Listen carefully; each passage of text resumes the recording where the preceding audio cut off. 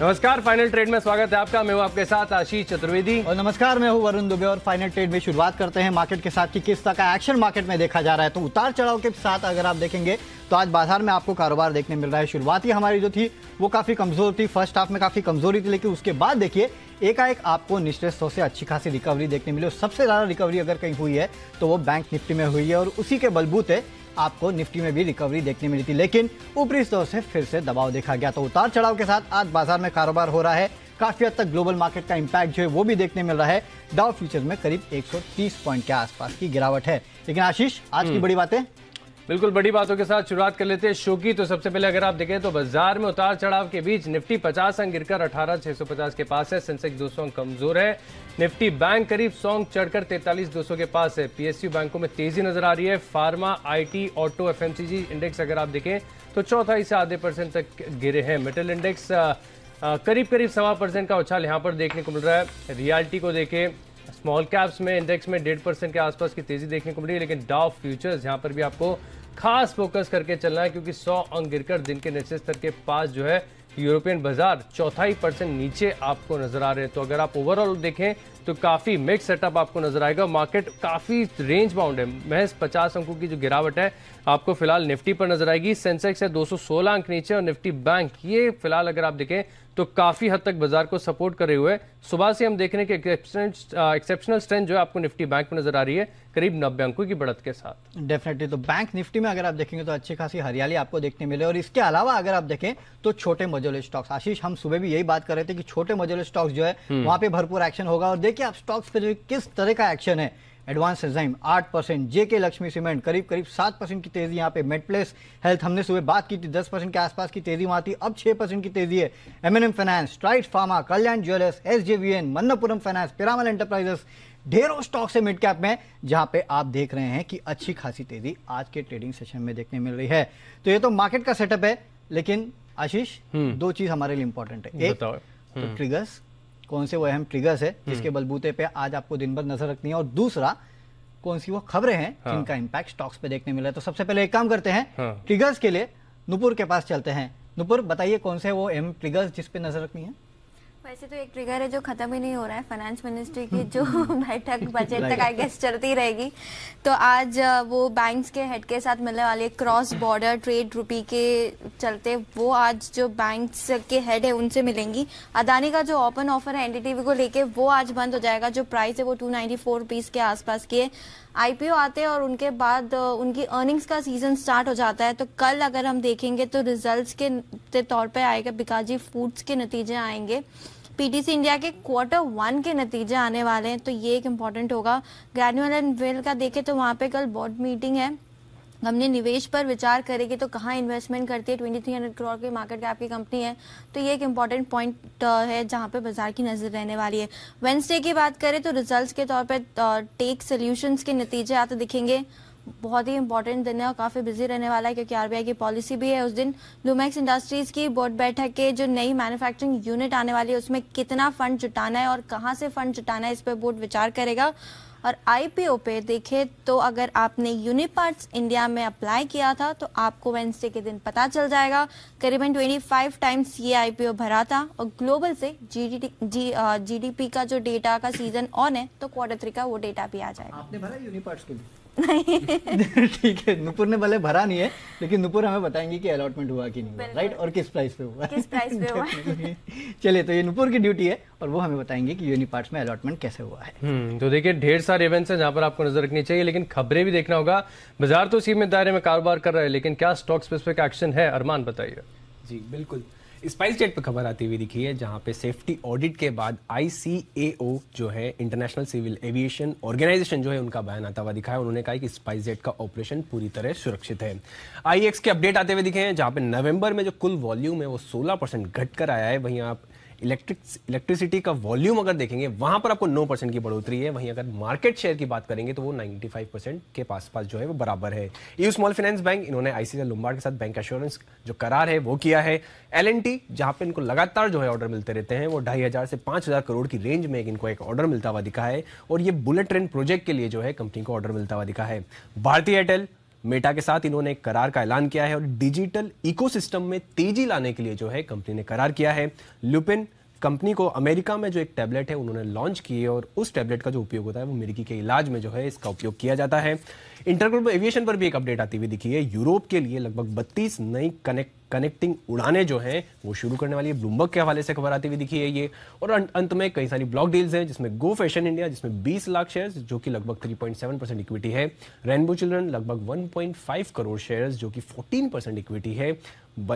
बजाज हिंद की अगर बात करेंगे तो वहां पर भी लगभग 3.7 करोड़ शेयरों के कई सौदे किए गए हैं लोग जो कि लगभग 3% के आसपास की इक्विटी है।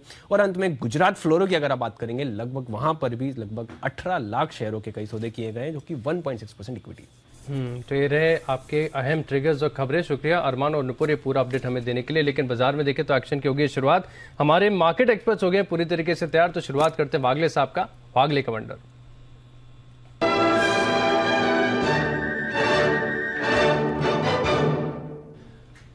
बताइए सर, कौन सा स्टॉक है आपके रडार पर? आफ्टरनून आशीष, आफ्टरनून वरुण। मुझे बाय करना है यूपीएल। यूपीएल में एक बड़ा वाला ब्रेकआउट आया है 805 805.5 का करंट भाव है। मुझे लगता है 800 के ऊपर ये मल्टीपल रेजिस्टेंस ब्रेकआउट माना जाएगा। मुझे लगता है ये कम से कम 820 825 तक के लेवल्स आपको 1 से 2 दिनों में इतनी मूव आनी चाहिए। आपका एक 10 रुपए का स्टॉप लॉस होगा 795 796 का। और अगर पोजिशनली होल्ड करते हो तो मुझे लगता है 850 860 ये 3 से 4 दिन में भी ये मूव कंटिन्यू हो सकती है। यहाँ पर देखने को मिल सकते हैं 850 807 तक के जो स्तर है यहाँ पर देखने को मिल रहे हैं। फिलहाल अगर आप देखें तो 2.5% के गेंस के साथ करीब करीब डेज हाई के आसपास ही कारोबार कर रहा है। 802.80 मतलब अभी बिल्कुल जो डे हाई लगा है तो 825 860 रुपए का टारगेट है और 795 रुपए का आपको लगाना है स्टॉक लॉस। और देखिए तो वैसे इस स्पेस के सभी स्टॉक्स में आपको बड़ा मूव देखने को मिल रहा है। एक स्टॉक आपकी स्क्रीन पर लिखाते हैं शारदा क्रॉपकेम को देखिए यहाँ पर किस प्रकार का बड़ा एक्शन देखने को मिला है। फिलहाल अगर आप देखें तो 18% के बड़े गेंस यहाँ पर देखने को मिले। जरूर इस स्पेस में कुछ ना कुछ हो रहा है। सुबह हम बात कर रहे थे तो सुमिटोमो केमिकल्स कुणाल जी ने रिकमेंड किया, वहां पर भी अगर आप देखें तो अच्छी तेजी के साथ कारोबार है।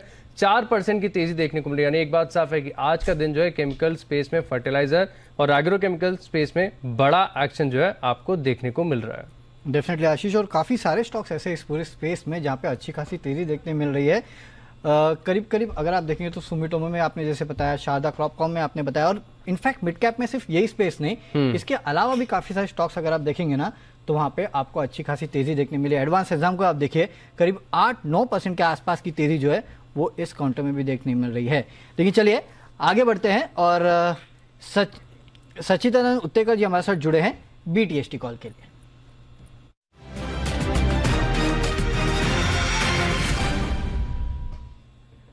उत्तेकर जी बताइए कौन सा स्टॉक है? Good afternoon Varun, good afternoon Ashish. मुझे लग रहा है यहाँ पर कोल इंडिया का डेटा पिछले कुछ दिनों से काफी स्टेबल होते हुए नजर आ रहा था। एंड जिस तरीके से इसने एक सपोर्ट बेस बनाया है 225 226 के आसपास, वहां से एक अच्छा रिबाउंड फिलहाल नजर आ रहा है। तो इमीडिएट बेसिस में मुझे लग रहा है 236 के आसपास के स्विंग्स बन सकते हैं।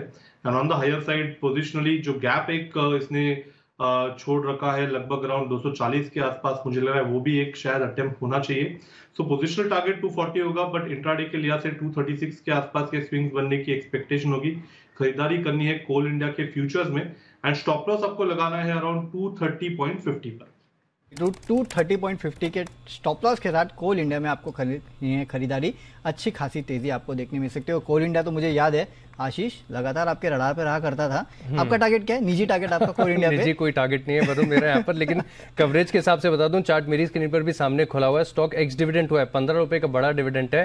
तो चार्ट में थोड़ी सी हलचल आपको देखने को मिली, लेकिन सेटअप लॉन्ग टर्म के लिहाज से देखें तो बड़े नजर आ रहे हैं। इनफैक्ट सचिन जी का कॉल आ गया तो मेरी अब आपको राय की आवश्यकता ही नहीं है। 236 240 रुपए के टारगेट है और 230 रुपए 50 पैसे का आपको लगाना है स्टॉप लॉस। आगे बढ़ते हैं और एकाएक करके देखें तो स्टॉक में अब मार्केट्स में एक्शन भरपूर देखने को मिल रहा है। अगला बिगुल बजाते हैं किरण जी के लिए, किरण का कमाल।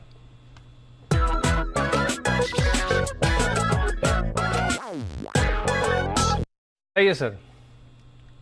देखिए बैंक निफ्टी में बहुत ही अच्छा रुझान है, जहां पे निफ्टी ने बहुत अच्छा करेक्टिव दोपहर को मूव दी 12 बजे के बाद, बैंक निफ्टी में उतनी नहीं दी और वापस यू टर्न लेते नजर आ रहा है। तो मेरा मानना है कि आपको बैंकिंग स्टॉक्स में ध्यान देना चाहिए।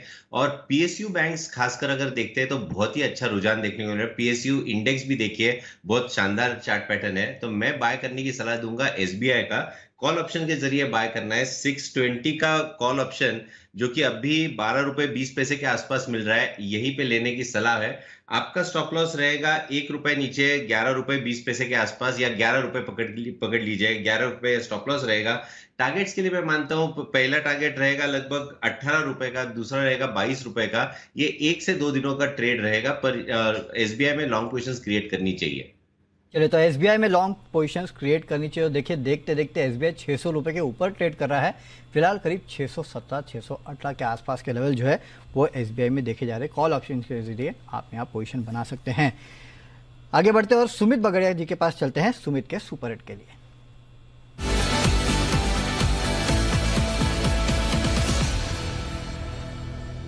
सुमित जी बताइए, अभी भी सेल के साथ जा रहे हैं कि कोई बाय कॉल है? Good afternoon Varun. वरुण देखिए, अभी भी मेरे पास एक सेल कॉल रडार पे आया है। तो स्टॉक स्पेसिफिक चाल देखने को मिल रहा है, किसी के अंदर बाइंग है, किसी के अंदर सेलिंग है। तो जो मेरे रडार पे स्टॉक आया है उसका अभी फ्यूचर्स में भाव चल रहा है 282 रुपीज 20 पैसा। फार्मा सेक्टर है, फार्मा सेक्टर के अंदर थोड़ा सा दबाव देखने को मिल रहा है। तो जो स्टॉक मेरे रडार पे है उसका नाम है बायोकॉन। बायोकॉन के अंदर सेलिंग प्रेशर है, बायोकॉन के अंदर बिकवाली है। कल का लो ब्रेक हो चुका है, ऊपरी लेवल पे रेजिस्टेंस फेस कर रहा है। बायोकॉन यहां से 5 से 10 रुपए का गिरावट दिखाने को तैयार है।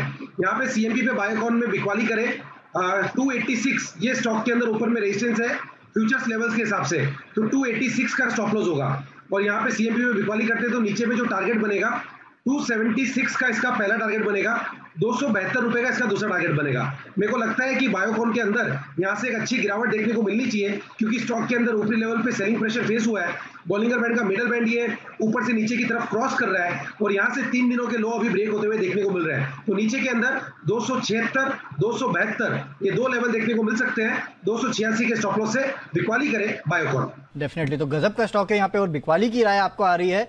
और आशीष, मुझे याद है निफ्टी 600-700 पॉइंट चल चुका है, लेकिन बायोकॉन 6-7 रुपए भी नहीं चलता। इस तरह की हालत खराब है। इसी ग्रुप का एक स्टॉक बताता हूँ, स्ट्राइड्स फार्मा, जिससे उम्मीदें किसी को ज्यादा नहीं होती। आज यहाँ पर भी आपको 5% का मूव नजर आया, लेकिन बायोकॉन चलने का नाम नहीं ले रहा है। लगातार बड़ी गिरावट जो है आपको यहाँ पर नजर मुझे याद है हमने 200 इसी लेवल के आसपास शायद हमने इसको आइडेंटिफाई किया था और लगातार सेल कॉल दिया था 260 के आसपास के लेवल के लिए, और ऑलमोस्ट 262 के आसपास का लो बना के इस काउंटर ने वहां से एक रिबाउंड दिया था। लेकिन उसके बावजूद अभी भी देखिए 281 के आसपास है। मार्केट में सारे मिड कैप स्टॉक्स में आपको तेजी देखने मिल रही है, लेकिन बायोकॉन जो है उसकी हालत खराब थी और अभी भी खराब है।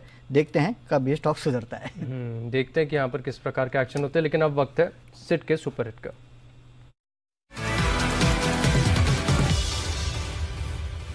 सर बताइए अपने सुपर सेट के सुपर हिट।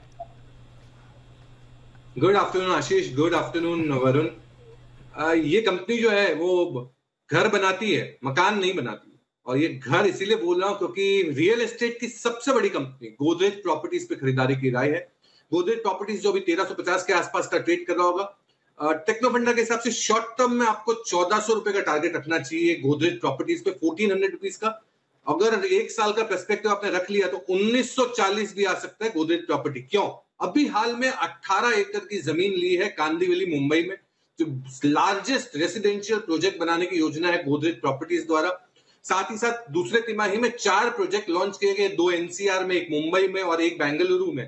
तो ये यहां से भी दमदार आपको मार्जिन आ सकते हैं, क्योंकि कंपनी ने दूसरे तिमाही में 5 से 6% मार्जिन का इजाफा किया है ये प्रोजेक्ट्स में। तो गोदरेज प्रॉपर्टीज घर बनाती है, मकान नहीं। इस पे खरीदारी की राय है। शॉर्ट टर्म टारगेट 1400 रुपए का, और अगर लंबा 1 साल का नजरिया हो तो 1940 भी आ सकता है। तो 1400 या फिर 1940 ये लॉन्ग टर्म का टारगेट है जो आपको देखने मिल सकता है। और जैसे कि सिद्धार्थ जी कह रहे थे कि कांदिवली में इन्होंने करीब 18.5 एकड़ के आसपास की जमीन जो है वो खरीदी है। हालांकि लैंड पार्सल काफी बड़ा है, कहाँ खरीदे पता नहीं, लेकिन हाँ खरीदी है और उसका इंपैक्ट शायद आपको गोदरेज प्रॉपर्टीज पे आने वाले दिनों में देखने मिल सकता है। लेकिन चलिए आगे बढ़ते हैं और कुणाल जी के पास चलते हैं चार्ट कॉर्नर पिक के लिए।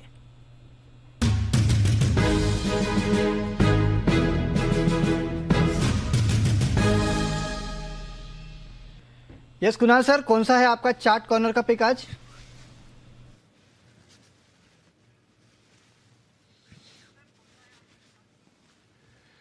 वरुण देखिए, पावर स्टॉक्स में मुझे बड़ी पावर दिख रही है और एनटीपीसी पर खरीदारी की राय है। अब एनटीपीसी का अगर आप चार्ट देखें तो इसमें इंट्राडे पर एक बड़ा ब्रेकआउट आता हुआ दिख रहा है। स्टॉक लगातार बाजार को आउट परफॉर्म कर रहा है।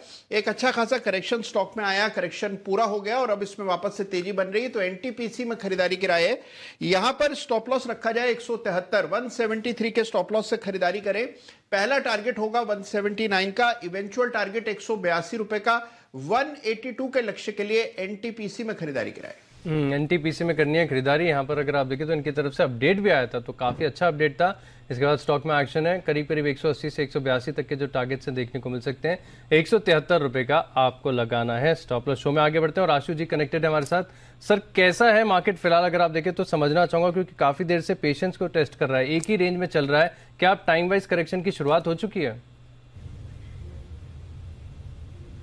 आशीष, सबसे अच्छी बात इस मार्केट की पता क्या है? नॉर्मली क्योंकि जो आम जनता होती है ना, पब्लिक होती है, वो स्टॉक्स में होती है, और जो प्रोफेशनल ट्रेडर्स होते हैं, जो ऑप्शन सेलर्स होते हैं, जो ऑप्शन स्ट्रैटेजीज होते हैं, स्ट्रैटेजिस्ट, वो इंडेक्स में होते हैं।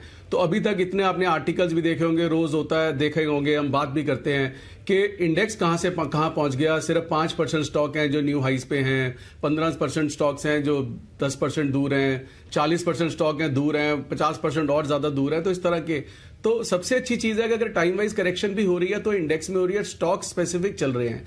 तो मैं इसको बहुत अच्छा मार्केट मानता हूं, क्योंकि जो आम जनता, पब्लिक, जो retail, which is close to my heart, उसके पैसे तो सबसे ज्यादा तब बनते हैं जब स्टॉक्स चलते हैं। तो अभी लार्ज कैप्स अगर थम भी रहे हैं तो मिड कैप और स्मॉल कैप चल रहे हैं, क्योंकि बहुत अच्छा सिनेरियो है। और मैं चाहता हूं, विश करता हूं कि ऐसे ही थोड़ा कुछ और चलता रहे, क्योंकि पिछली बार जो पैसे लोगों के नहीं बन पाए थे या वापस चले गए थे, वो इस बार बनने चाहिए। Having said that, stock specific का प्रूफ बताता हूं आशीष, और अपनी कॉल्स के बारे में भी एक नई कॉल्स भी देता हूं और पुरानी कॉल्स का भी फॉलो अप देता हूं, जिसमें स्प्रेड्स भी हैं। एक स्टॉक अभी मैं वागले जी का धन्यवाद भी करना चाहता हूं, उन्होंने यूपीएल बोला। ये यूपीएल मतलब ये पिछले हफ्ते से, मतलब जब से ये एक्सपायरी शुरू हुई है 7-8 दिन पहले से, stock till budget and stock of December में 765 रुपए से बोल रहा हूं कि इसको लेके रखना ही है, रखना ही है, रखना है। तो मैं 5 स्टॉक जो मेरी इस एक्सपायरी के हैं उनको फिर रिएट्राइट करता हूं आशीष, कि उनको किसी भी भाव पे छोड़ना नहीं है। मतलब छोड़ना है तो मतलब आपको मौके दे रहे हैं, जरूर करना है। पहला यूपीएल, दूसरा कॉनकॉर, तीसरा अंबुजा, चौथा वेदांता और पांचवा डेल्टा।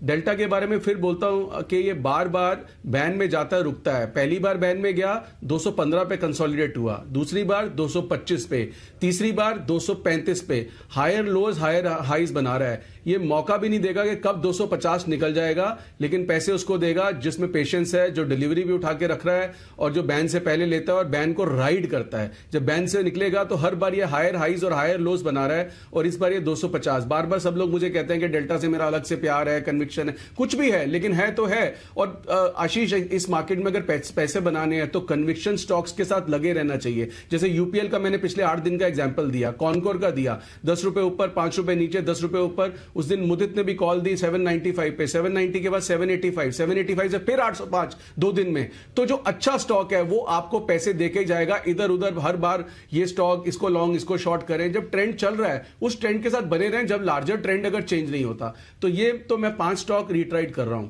और 2 स्टॉक्स हैं जो नए मैं ऐड करता हूं। एक उनमें से पुराना है जो मैं स्प्रेड के थ्रू कॉल देना चाहता हूं। उससे पहले मैं 2 स्प्रेड्स का अपडेट देना चाहता हूं। एक निफ्टी का बुल स्प्रेड बना था 40 रुपए में, 18,650, 18,850, वो मार्जिनल प्रॉफिट में बने रहे। बैंक निफ्टी का बियर स्प्रेड बना था 42,900, 42,500, 1:2 at a cost of 20 rupees, वो भी मार्जिनल प्रॉफिट में है 23-24 रुपए है। तो या तो बने रहे या निकल जाए, पेशेंस टेस्ट हो रही है, इससे ज्यादा पैसे मिल जाएंगे, लेकिन ये दोनों चीजें हाथ में रखनी चाहिए। अब अगर आप बिगुल बुझा दें तो मैं 2 नए स्टॉक्स दिसंबर सीरीज के लिए देना चाहता हूं, जो एक पहले भी कवर हो चुका है, लेकिन मैं उसको एक नए तरीके से देना चाहता हूं, और एक दूसरा स्टॉक भी है। अगर आप बिगुल बुझा दें तो मैं 2 स्टॉक से बिल्कुल जल्दी से बिगुल बुझाता हूं। स्विंग के सुल्तान आशु मदान।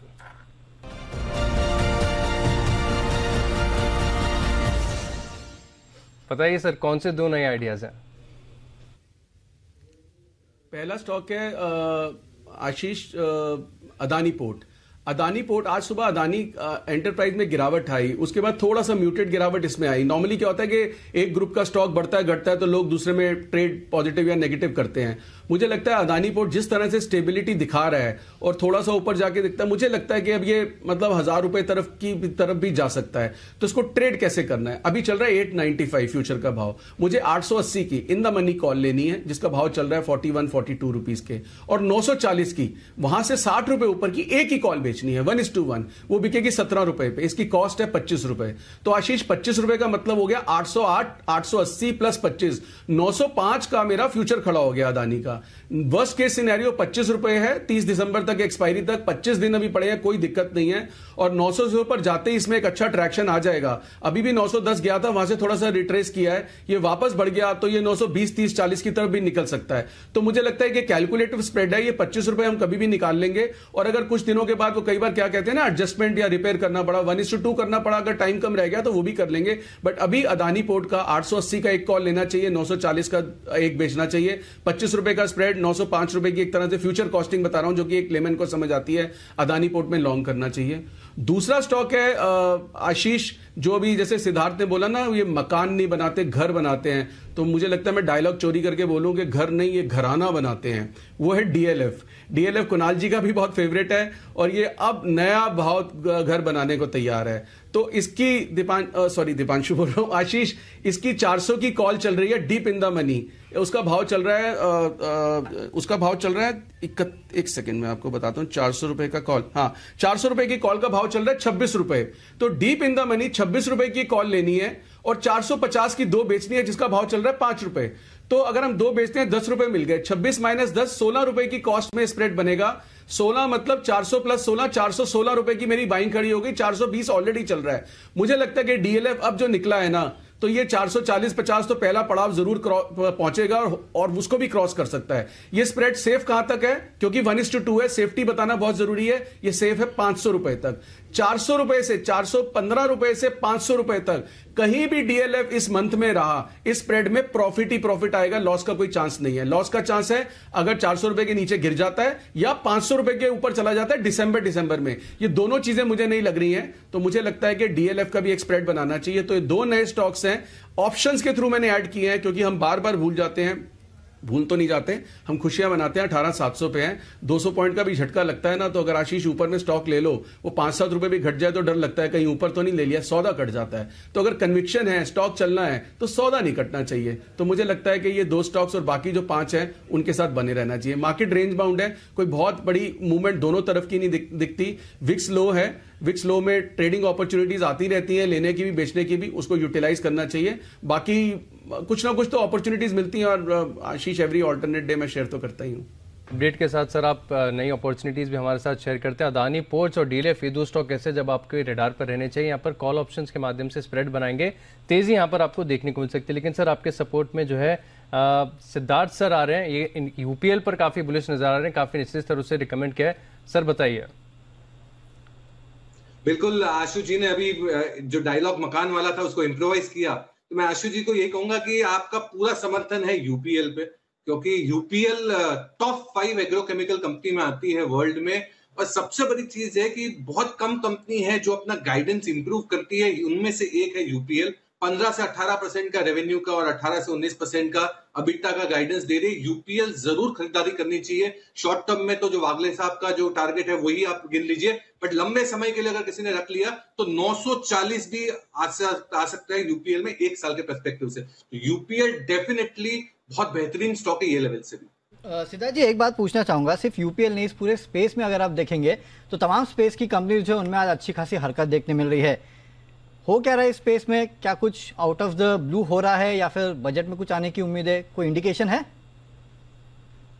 देखिए वरुण, बजट से ही बहुत सारी उम्मीदें हैं और नजर टिकाए बैठे हैं सब, और मैं मानता हूं कि बजट में कुछ ना कुछ ट्विकिंग जरूर होगा, क्योंकि इस बार का जो हमारा मॉनसून था वो दमदार स्ट्रॉन्ग गया है, बट वेल स्प्रेड नहीं था। तो वेल स्प्रेड नहीं था, उस कारण से गवर्नमेंट कुछ ना कुछ तो योजना जरूर लाएगी जो बजट के थ्रू ये सारी कंपनियों को एक सपोर्ट मिल सके। तो इसीलिए मुझे लगता है कि यूपीएल का बिजनेस इंडिया में तो 40% है, 60% बिजनेस ग्लोबल है, ग्लोबल अरीना में भी बहुत बेहतरीन काम कर रही है यूपीएल। बजट में कुछ ना कुछ आने का अनुमान है, इसके लिए आप देख रहे हैं ये पूरा स्पेस जो है वो काफ़ी हद तक हरकत में हैं। लेकिन चलिए आगे बढ़ते हैं और सच्चिदानंद सर के पास चलते हैं उनके BTS TT के लिए।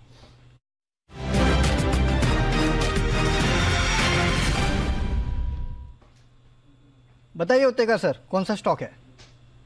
वरुण, आई थिंक यूपीएल के बाद मुझे लग रहा है एसआरएफ पे भी ध्यान देना चाहिए। ऑलरेडी वीकली चार्ट पे काफी बड़ा स्ट्रक्चर चेंज हो चुका है एंड जिस तरीके से इसने 2300 का लेवल मेंटेन किया था उसके बाद जो चाल बनी है अपने शॉर्ट टर्म एवरेजेस में एक पॉजिटिव कन्वर्जन आ चुका है, तो मुझे लग रहा है यहाँ से मोमेंटम थोड़ा सा स्ट्रांग होना चाहिए। एक क्लासिक राउंडिंग बॉटम फॉर्मेशन का डेली चार्ट पे ब्रेकआउट एस्टैब्लिश हुआ था कुछ दिन पहले, तो उसी की फॉलो थ्रू मोमेंटम में एक्सपेक्ट कर रहा हूँ। टारगेट होगा अराउंड 2520 का, स्टॉप लॉस आपको लगाना है लगभग अराउंड 2400 के आसपास का एंड खरीदारी करनी है एसआरएफ के फ्यूचर्स में। तो यूपीएल के बाद एसआरएफ का फ्यूचर जो है वहां पे भी आपको ध्यान रखना है, यहाँ पे भी अच्छी खासी तेजी देखने मिल सकती है। लेकिन अब चलते हैं सुमित जी के पास, सुमित के सुपर हिट के लिए।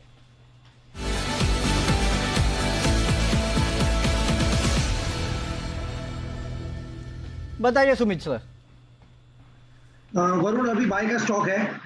जो स्टॉक मेरे अभी रडार पे आया है उसका अभी भाव चल रहा है 106 रुपया 10 पैसा। स्टॉक का नाम है BEL, Bharat electronics limited. BEL के अंदर कल एक पॉजिटिव मोमेंटम देखने को मिला था। आज सुबह से थोड़ा सा पॉजिटिव मोमेंटम देखने के बाद स्टॉक स्टेबल है, लेकिन स्टॉक के अंदर यहाँ से ऊपर का मूव देखने को मिलेगा। तो जिन्होंने भी खरीदारी कर रखा है लास्ट 1-2 दिनों से, वो अभी होल्ड करें। स्टॉक के अंदर अभी मोमेंटम आना बाकी है और यहाँ पे फ्रेश खरीदारी करें।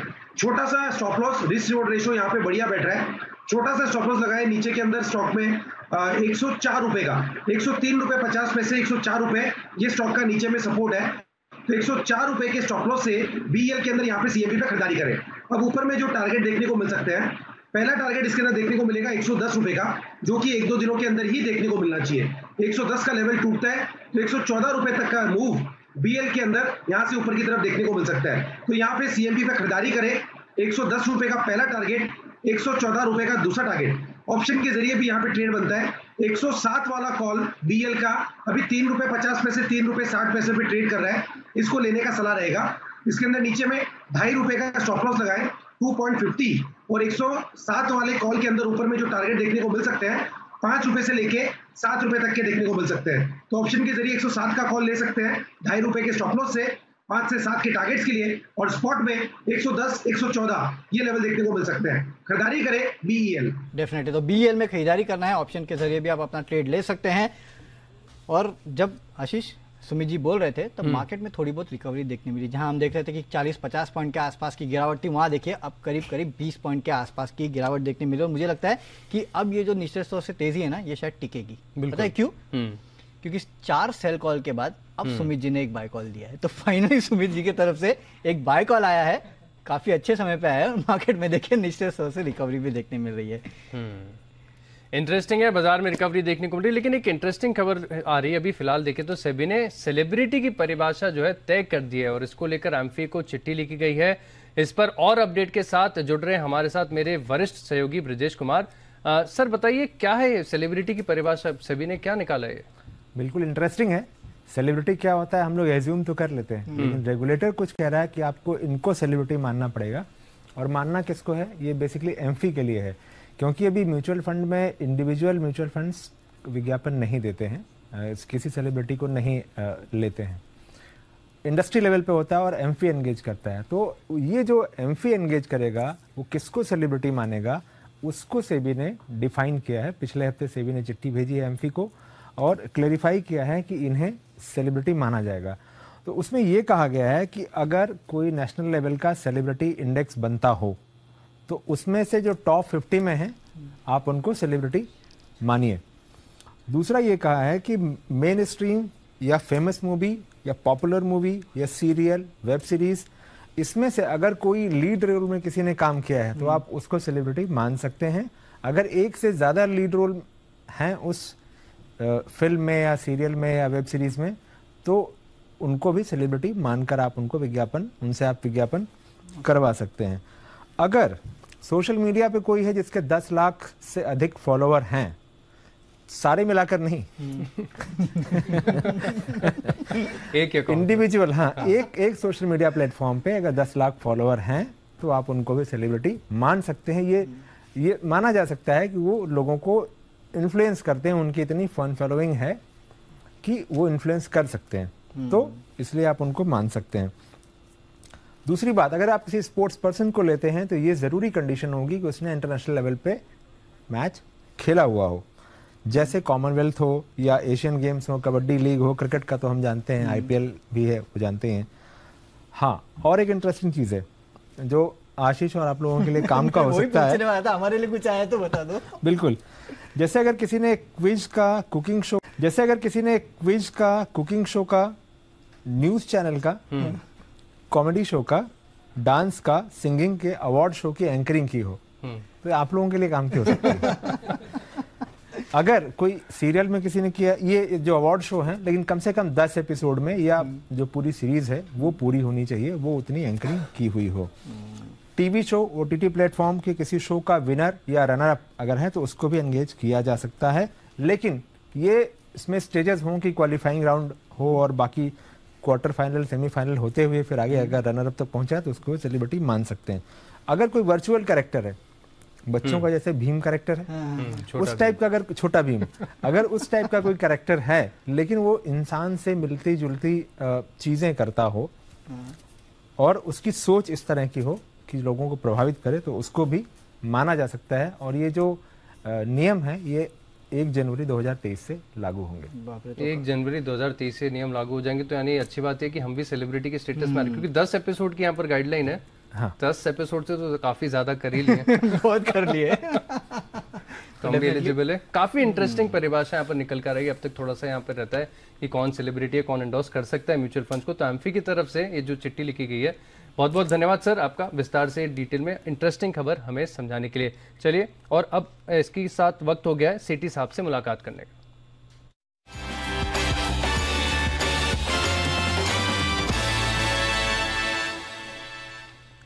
गुड आफ्टरनून सर, बताइए कौन से स्टॉक्स हैं रडार पर? गुड आफ्टरनून आशीष, गुड आफ्टरनून वरुण।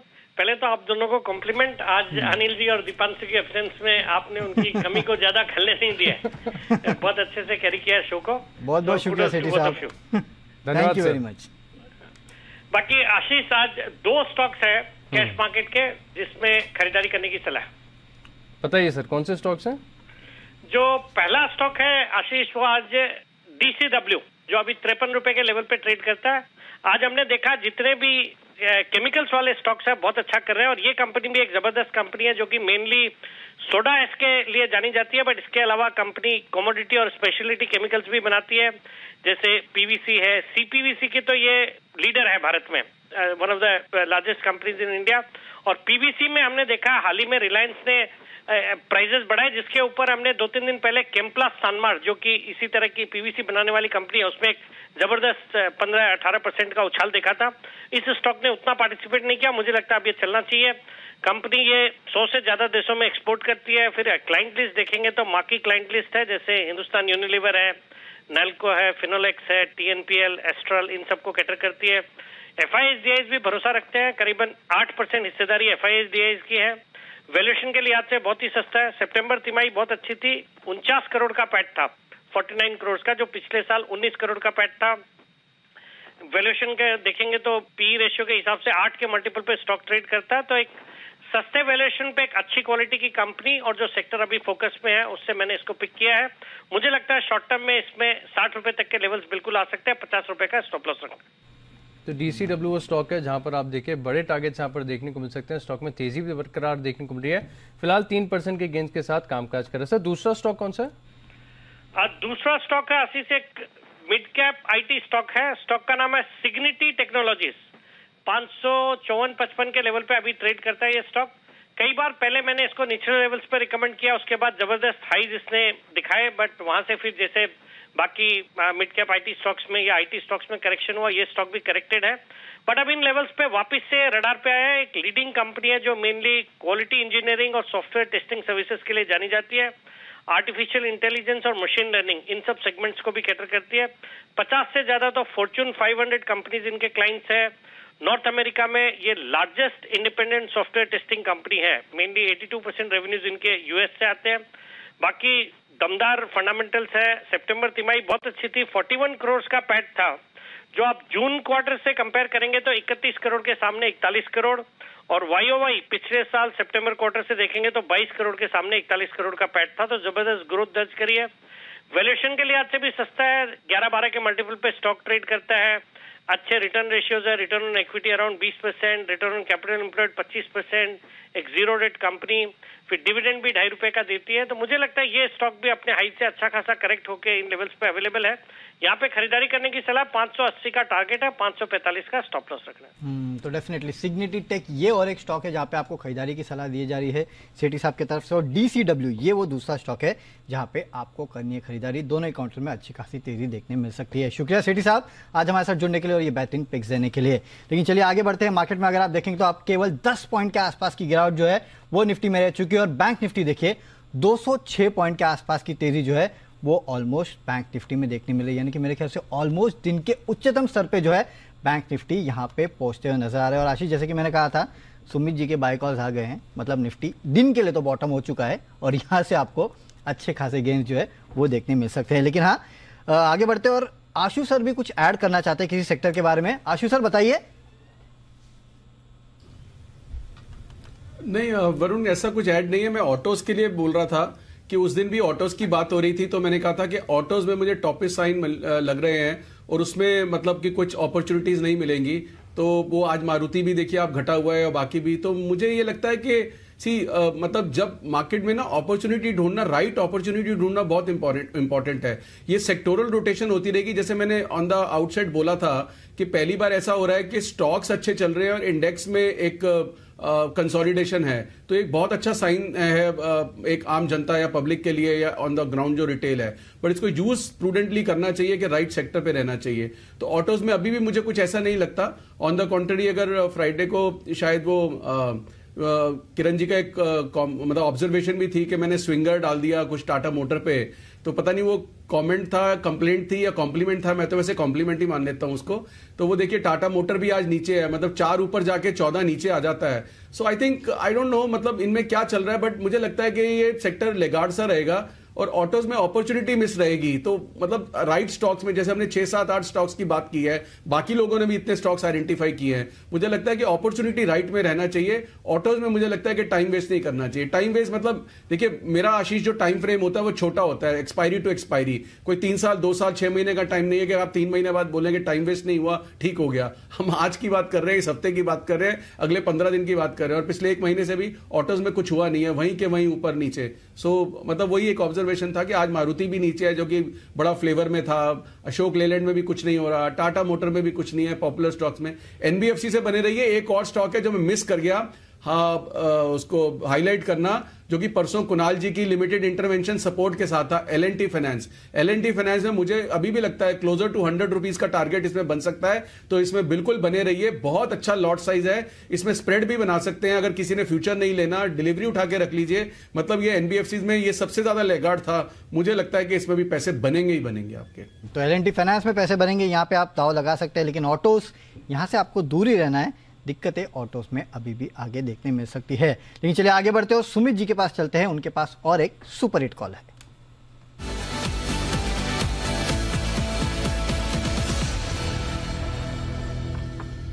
बताइए सुमित जी, फिर से बाय कॉल्स की झड़ी शुरू हो चुकी है? बिल्कुल वरुण, अब एक एक करके देखिए, बाय का मोमेंटम स्टार्ट हो रहा है और बाय के स्टॉक रडार पे आ रहे हैं। तो पीएसयू बैंकिंग स्टॉक्स में अब मोमेंटम बनना स्टार्ट हो रहा है और बैंक निफ्टी देखिए 160 पॉइंट प्लस है। तो सुबह अगर आशीष को ध्यान होगा तो सुबह हमने कहा भी था निफ्टी के और बैंक निफ्टी के, जब हमने 8:15 बजे लेवल्स दिए थे कि निफ्टी या तो 18,800 के ऊपर खरीदारी करनी है या नीचे में 18,600 के नीचे आएगा तब खरीदारी करनी है। तो एग्जैक्ट वो लेवल्स आज काम किए हैं।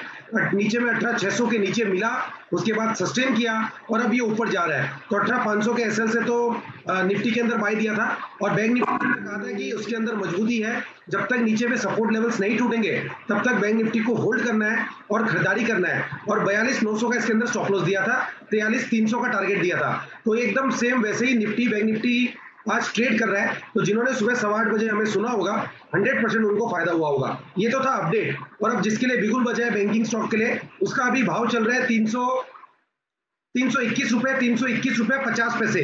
पीएसयू बैंकिंग स्टॉक्स में मोमेंटम बन रहा है। स्टॉक का नाम है कैनरा बैंक। कैनरा बैंक के अंदर अब यहाँ से मोमेंटम बनना चाहिए। लास्ट 2-3 दिनों में स्टॉक में ऊपरी लेवल से दबाव देखने को मिला। पिछले हफ्ते हमने इसमें सेल कॉल दिया था, उसका टारगेट हिट हुआ। अब ये वापस से यहाँ से यूटर्न ले रहा है और यहाँ से ऊपर का मुंह दिखाने को तैयार है। यहाँ पे सीएमबी पे कैनरा बैंक में खरीदारी करें आज और इस हफ्ते में यहाँ से एक बढ़िया मुंह ऊपर की तरफ देखने को मिलेगा। 316 रुपए का इसके अंदर नीचे में स्टॉप लॉस बनेगा। ऊपर में जो टारगेट देखने को मिल सकते हैं कैनरा बैंक में 328 रुपए का पहला टारगेट, 332 रुपए का दूसरा टारगेट। यहाँ पे सीएमबी पे खरीदारी करें, जिन्होंने ले रखा है वो लोग होल्ड करें।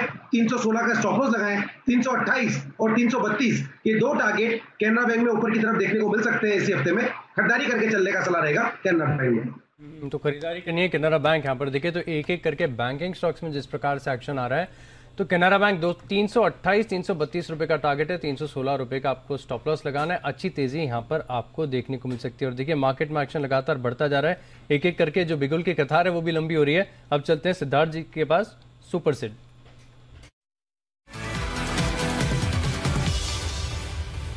बताइए सर क्या है रेडार पर?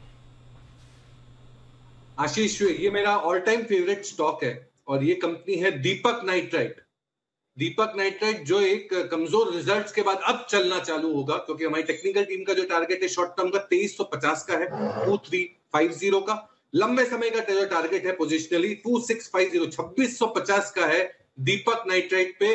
दूसरे तिमाही के आई ही खाली अच्छी आई थी, 16% की मुनाफों में डीग्रोथ था। बस सबसे बड़ा कारण है कि मैनेजमेंट अब चाहती है कि सॉल्वेंट केमिकल में सबसे बड़ा बन जाए भारत में। इंपोर्ट सब्स्टिट्यूट है ये केमिकल, सॉल्वेंट केमिकल में सबसे बड़ा भारत में बनने की उम्मीद है दीपक नाइट्राइट द्वारा। 1500 करोड़ का केपेक्स करने वाली है और कंपनी चाहती है कि स्पेशलिटी केमिकल में बहुत सारे डिफरेंट प्रोडक्ट्स डेरिवेटिव्स बनते हैं, तो स्पेशलिटी केमिकल सॉल्वेंट साइड में सबसे बड़ा स्पेस में जाना चाहती है दीपक नाइट्राइट। शॉर्ट टर्म में लग रहा है कि 2350 का टारगेट आ सकता है।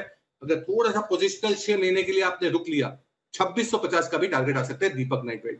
2650 तक के ऊंचे टारगेट यहाँ पर आपको देखने को मिल सकते हैं। 2350 का पहला टारगेट है, 2250 के आसपास चल रहा है, यहाँ पर आपको तेजी देखने को मिल सकती है। पर एक और इंटरेस्टिंग स्टॉक मेरे रडार पर आया, जहां पर अगर आप फोकस करके चले बड़ी तेजी, बड़ा ब्रेकआउट यहाँ पर देखने को मिल रहा है।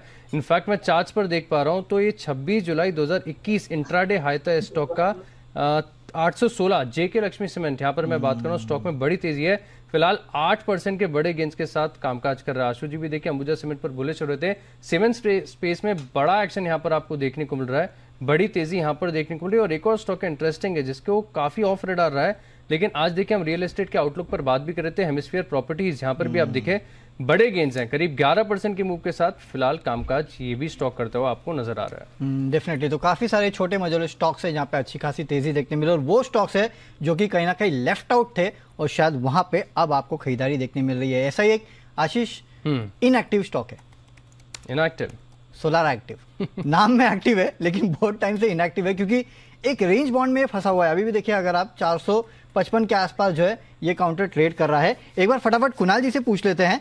कुणाल जी, सोलार एक्टिव ये स्टॉक में काफी लोग ऊपरी स्टॉक में फंसे हैं। मुझे याद है मैक्वेरी का टारगेट था या ऐसी किसी ब्रोकिंग फर्म का टारगेट तो 1800 का था, अब देखिए 455 के आसपास ट्रेड कर रहा है और इसी रेंज में काफी लंबे समय से ट्रेड कर रहा है। कौन से लेवल से जिसको पार करेगा तो नई तेजी देखने मिल सकती है इस काउंटर में? देखिए बहुत कमजोर चार्ट है वरुण, लगातार स्टॉक अंडर परफॉर्म कर रहा है और अभी तक कोई सुधार का संकेत नहीं है। छोटी मोटी तेजी कभी किसी दिन बन जाती है। जब तक ये स्टॉक जो है डिसाइसिवली 500 के ऊपर न टिक जाए, 500 के ऊपर इसका ब्रेकआउट हो जाए, तब फिर इसमें खरीदारी की सोचेंगे। स्टॉक में हमने बहुत भारी पिटाई देखी है, लेकिन 500 के आसपास ब्रेकआउट आने के बाद इसमें खरीदारी के सोचेंगे। तो फिलहाल मेरी राय में दूर रहने की राय। डेफिनेटली, तो दूर रहने की राय है यहाँ पे। स्टॉक जरूर आपको बीच बीच में मोमेंटम दिखाता है, लेकिन उसके बाद जो है स्टॉक में कहीं ना कहीं ब्रेकआउट टाइप के लेवल जो है वो देखने नहीं मिलते हैं। तो दिक्कत है, देखते हैं कब ये स्टॉक ब्रेकआउट देगा और कब ये नए लेवल्स अपने छूते हुए दिखाई देगा। लेकिन चलिए आगे बढ़ते हैं। संजीव भसीन जी हमारे साथ जुड़ चुके हैं भसीन के हसीन शेयर्स के लिए।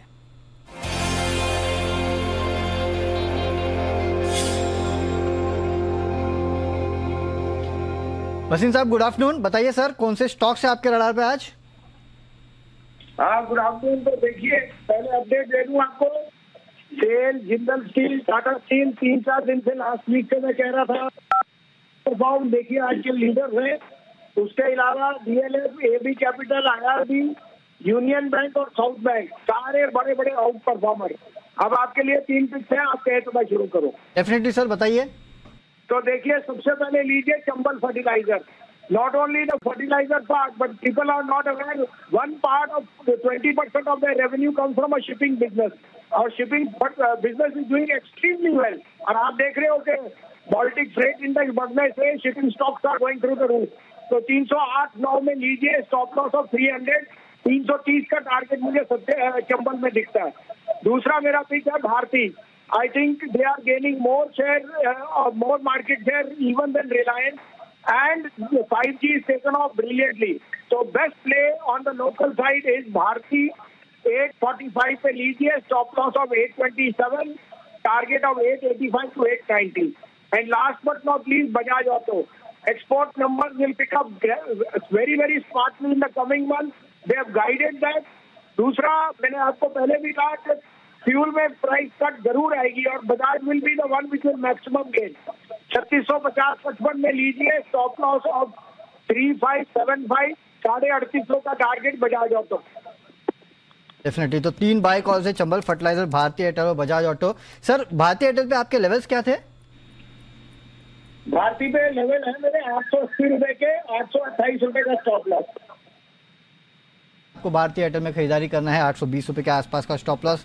बजाज ऑटो में खरीदारी करना है और साथ ही साथ चंबल फर्टिलाइजर में भी खरीदारी करना है। शुक्रिया भसीन साहब आज हमारे साथ जुड़ने के लिए और ये बेहतरीन कॉल देने के लिए। इनफैक्ट चंबल फर्टिलाइजर तो सुमित जी ने भी सुबह दिया था, खरीदारी की सलाह दी थी और मुझे याद है स्टॉप लॉस 300 के आसपास का दिया गया था और तब जो उन्होंने टारगेट दिया था 316 से 320 का दिया था और अब भसीन साहब भी बोल रहे हैं कि यहाँ पे खरीदारी करना है 330 के आसपास के लेवल जो है वो आपको देखने मिल सकते हैं। तो ये एक स्टॉक है जहाँ पे नजर रखेगा, अच्छे खासे गेंस जो है आपको चंबल फर्टिलाइजर खास दिखा सकता है। साथ ही साथ भारतीय एयरटेल और बजाज ऑटो भी भसीन साहब के पिक्स में शामिल है।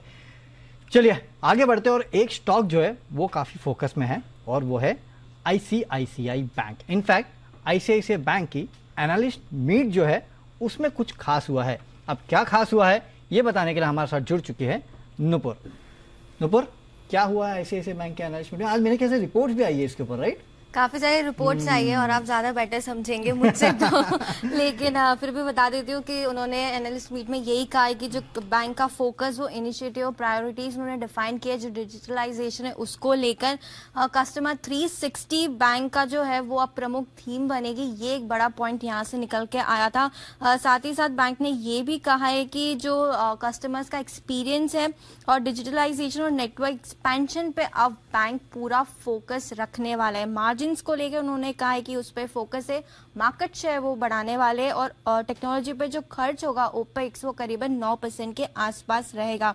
मैक्रो लेवल पे मैनेजमेंट की काफी स्ट्रॉन्ग कमेंट्री आई है जहां पे उन्होंने कहा है कि बहुत स्ट्रॉन्ग ग्रोथ उन्हें नजर आती है और उस पे उन्होंने रीअफर्मेशन दिया है कि ये ग्रोथ कंटिन्यू रहेगी। स्टॉक देखिए और परफॉर्मेंस देखिए और वैल्यूएशंस भी देखिए अगर दूसरे बैंक्स के साथ, तो ये one of the best performers है इस साल का। करीबन 26% की YTD गेन्स स्टॉक पे आपको दिखेंगे और अगर करंट प्राइस टू बुक भी देखें तो करीबन 2.2 टाइम्स पे ये स्टॉक ट्रेड कर रहा है। वहीं HDFC बैंक फ्लैट है, इस साल सिर्फ 8% की ग्रोथ है और 3.4 टाइम्स पे ये स्टॉक ट्रेड कर रहा है। तो काफी डिफरेंस वैल्यूएशन में आपको दोनों पे दिखेगा।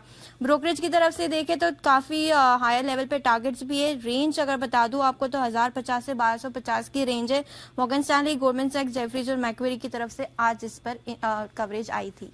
डेफिनेटली स्टॉक पे कवरेज आई और बड़े बड़े टारगेट्स इस काउंटर के लिए आए हैं और एनालिस्ट मीट में काफी सारे ग्रोथ की चीजें जो है, ग्रोथ के टिगर्स जो है इस कंपनी ने बताया है। इनफैक्ट नुपुर, जब इन कंपनियों के नतीजे आए थे तो इन कंपनियों की जो कॉन्फ्रेंस कॉल है वो भी मैं सुन रहा था और कॉन्फ्रेंस कॉल में भी ये कंपनियां जो है काफी बुलिश थी। सारे के सारे बैंक्स, इनको अगर पूछो नेट इंटरेस्ट मार्जिन हम मेंटेन कर लेंगे, डिपॉजिट ग्रोथ की चिंता है हम ले आएंगे, तो सब कुछ कर लेंगे बैंक्स। पता नहीं कहाँ से कर रहे हैं लेकिन हाँ कर जरूर रहे हैं। और जैसे कि आपने कहा कि वैल्यूएशन के लिहाज से ICICI बैंक जो है वो सबसे ऑलमोस्ट प्राइवेट बैंक में सस्ता लगता है, तो मेरे ख्याल से सस्ता तो नहीं है वैसे। इनफैक्ट मैंने अभी थोड़ी देर पहले एक आर्टिकल भी पढ़ा जहाँ पे SBI ने हाईएस्ट लोन्स दिए अभी और डिपॉजिट भी काफी स्ट्रॉन्ग ग्रोथ पे नवंबर एंड में, तो बैंक्स के लिए तो काफी बेटर है। सोचिए किसने सोचा था कि सबसे ज्यादा प्रॉफिट बनाने वाली कंपनी कोई होगी तो वो एक बैंक होगा, SBI एक क्वार्टर में, लेकिन वो हुआ है। और बैंकिंग इंडस्ट्री में हमने देखा कि इस बार के नतीजे जो है वो भी काफी बेहतर आए हैं। मेरे ख्याल से सिद्धार्थ जी भी कुछ जोड़ना चाहते हैं। सिद्धार्थ जी बताइए। बिल्कुल Varun, ICICI bank private banking space का स्टार है और ये स्टार को जरूर खरीदना चाहिए। नुपुर से पूरी समर्थन है कि जिस हिसाब से पिछले कई क्वार्टर से, if I am not wrong, करीबन 7-8 क्वार्टर से कांस्टेंट अच्छे नतीजे दिए जा रही है आईसीआईसीआई बैंक। तो आईसीआईसीआई बैंक पे तो हमारी खरीदारी की राय है ही है। इसका टारगेट जो हमारा है 1090 का टारगेट है आईसीआईसीआई बैंक पे। बिल्कुल आपको अगर बैंकिंग स्पेस में आपको पार्टिसिपेट करना हो तो पहला होगा आईसीआईसीआई बैंक और दूसरा होगा स्टेट बैंक ऑफ इंडिया। ये दोनों कंपनियों से आप पार्टिसिपेट कर सकते हैं। आईसीआईसीआई का टारगेट होगा 1090 लंबे समय का। तो यहाँ पर देखिए बैंक्स में मजबूत तेजी आपको नजर आ रही है, लेकिन बैंक से ज्यादा एक्शन मुझे नजर आ रहा है एनबीएफसीज में। आप देखिए पिरामल एंटरप्राइज 4% के बड़े गेंस यहाँ पर देखने को मिले, मनप्पुरम 3.5% की तेजी यहाँ पर नजर आ रही है। और एक और स्टॉक कैसे जिसमें अगर आप देखें तो इस बार ज्यादा उम्मीदें नहीं थी, लेकिन इसके विपरीत स्टॉक में बड़ी तेजी आई। फिलहाल 4% के गेंस के साथ कामकाज कर रहा है एबी कैपिटल, करीब 160 के करीब आ गया स्टॉक में। ऑल टाइम हाई के आसपास की क्लोजिंग यहाँ पर मैं फ्यूचर्स के चार्ट में देख रहा हूँ। कुणाल जी आपसे चार्ट चेक लेना चाहूंगा, कैसे लग रहे हैं अभी इतनी बड़ी तेजी के बाद? कंफर्ट आ रहा है नई खरीदारी करने का? आदित्य बिरला कैपिटल पे सवाल है आशीष। यस, आदित्य बिरला कैपिटल भाई देखिए बहुत जबरदस्त चार्ट है, बहुत शानदार अपमूव स्टॉक में बहुत शानदार अपमूव देखने को मिला आशीष, और मुझे लगता है कि अभी भी तेजी डेफिनेटली बन सकती है। और स्टॉक के जितने इंतजार के बाद इसमें तेजी आई, बिल्कुल उसी तरह का मूव भी आता हुआ दिखाई दिया है। तो मेरी राय में जिनके पास पोजीशन है बिल्कुल बने रहें। अब आपकी बात सही है कि इन स्तरों पर नई खरीदारी उतनी उचित नहीं होगी, क्योंकि स्टॉक कई दिनों से लगातार बिना रुके चल रहा है। तो यहां पर एक करेक्शन बिल्कुल बन सकता है, लेकिन करेक्शन में मुझे लगता है डेफिनेटली पार्टिसिपेट करना चाहिए। अगर आप अभी तक चूक गए हैं और होल्ड करके चलें तो ये स्टॉक मुझे लगता है इन स्तरों से भी आपको काफी ऊपर के लेवल्स दिखाएगा। तो अगर सिग्निफिकेंट करेक्शन आता है तो उसमें खरीदारी कराए। आशीष, आज ट्रेडर्स डायरी में भी हमने स्टॉक को दिया था एज इन्वेस्टमेंट पिक 175 के लक्ष्य। और मुझे याद है अनिल सर ने तो इसको 110-120 के आसपास मेरे ख्याल से रिकमेंड किया था, और वहां से पहला लक्ष्य उनका, शायद मुझे लक्ष्य तो एग्जैक्टली याद नहीं, लेकिन 150 और 175 के आसपास का था। और देखिए दूसरे लक्ष्य की तरफ एबी कैपिटल इनफैक्ट चल चुका है, फिलहाल 158 के आसपास ट्रेड कर रहा है। और आज सिर्फ एबी कैपिटल नहीं, आप देखिए रेट सेंसिटिव जितने हैं ना उनमें आपको एक्शन देखने मिल रहा है। क्या वो बैंकिंग काउंटर्स हो, क्या वो एनबीएफसी काउंटर्स हो, क्या वो रियल एस्टेट काउंटर्स हो, यहाँ पे भी अच्छे खासे गेंस है।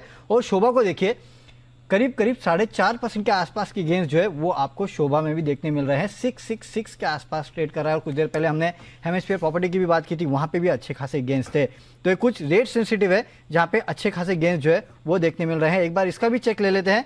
किरण जी हमारे साथ जुड़े हुए हैं, किरण जी से पूछ लेते हैं। किरण जी, रेट सेंसिटिव में अच्छा खासा एक्शन देखने मिल रहा है, उसी में एक स्टॉक है शोभा लिमिटेड, 666 के आसपास ट्रेड कर रहा है। क्या लगता है यहाँ पे पोजीशन लेने लायक है? बिल्कुल वरुण जी, इसने एक बहुत अच्छा बेस फॉर्मेशन किया है 620 610 के आसपास, और लगातार 1.5-2 महीने से इसी रेंज में ट्रेड कर रहा था। आज ही बहुत अच्छा मूव हमने देखने को मिला है, और 650 का लेवल बहुत अच्छी तरीके से वॉल्यूम्स के साथ क्रॉस किया है। तो मेरा मानना है कि आपको इधर लॉन्ग पोजीशन लेनी चाहिए 650 के नीचे, यानी 645 के आसपास क्लोजिंग बेसिस पे आपका स्टॉप लॉस होना चाहिए। और पोजिशनली मैं मानता हूँ 690 और 715 ये टारगेट्स मान के चलने चाहिए। टारगेट्स यहाँ पर ऊपर की तरफ देखने को मिल सकते हैं। तो रेट सेंसिटिव जितने भी स्टॉक्स हैं यहाँ पर आपको एक्शन देखने को मिल रहा है। एक स्पेस और है, बड़ी इंटरेस्टिंग सी स्पेस है, यहाँ पर देखिए लगातार एक्शन देखने को मिल रहा है। कोविड के बाद से जब से रिकवरी हमने देखी है तब से यहाँ पर एक बड़ा बज है, और स्पेस के सभी स्टॉक्स में तेजी भी काफी बढ़िया देखने को मिल रही है। बात कर रहा हूँ पूरे होटल स्पेस की, जो पूरी हॉस्पिटैलिटी स्पेस है यहाँ पर जमकर जो है तेजी देखने को मिल रही है। लोग घूमने फिरने का प्लान बना रहे हैं, हमारी भी टीम में काफी लोग छुट्टी पे चल रहे हैं, इसका फायदा भी मिल रहा है। आगे की डिटेल्स क्या है, कौन से वो स्टॉक्स हैं जो आपको अपने रडार पर रखने चाहिए, बता रही है हमारी सहयोगी नुपुर। बताइए नुपुर, सबसे ज्यादा एक्शन कहाँ पर है? आप कहाँ जाने वाले हैं आशीष? मुझे छुट्टी तो दो पहले। छुट्टी तो मिल जाएगी, पर आपको जाना कहाँ है? अभी 3:30 के बाद घर जाऊंगा। वो मैं ड्रॉप कर सकती हूँ। तो कोविड के बाद पहला सीजन है जहाँ पे लोग अपनी छुट्टियां प्लान कर रखे हैं। वरुण ने तो प्लान कर ही ली होगी। मैं जाके आ चुका हूँ छुट्टी पे, और मेरे से पहले आप जाके आ चुकी हो। डेफिनेटली। तो हमारी पूरी टीम जाके आ चुकी है, एक एक करके जा रहे हैं।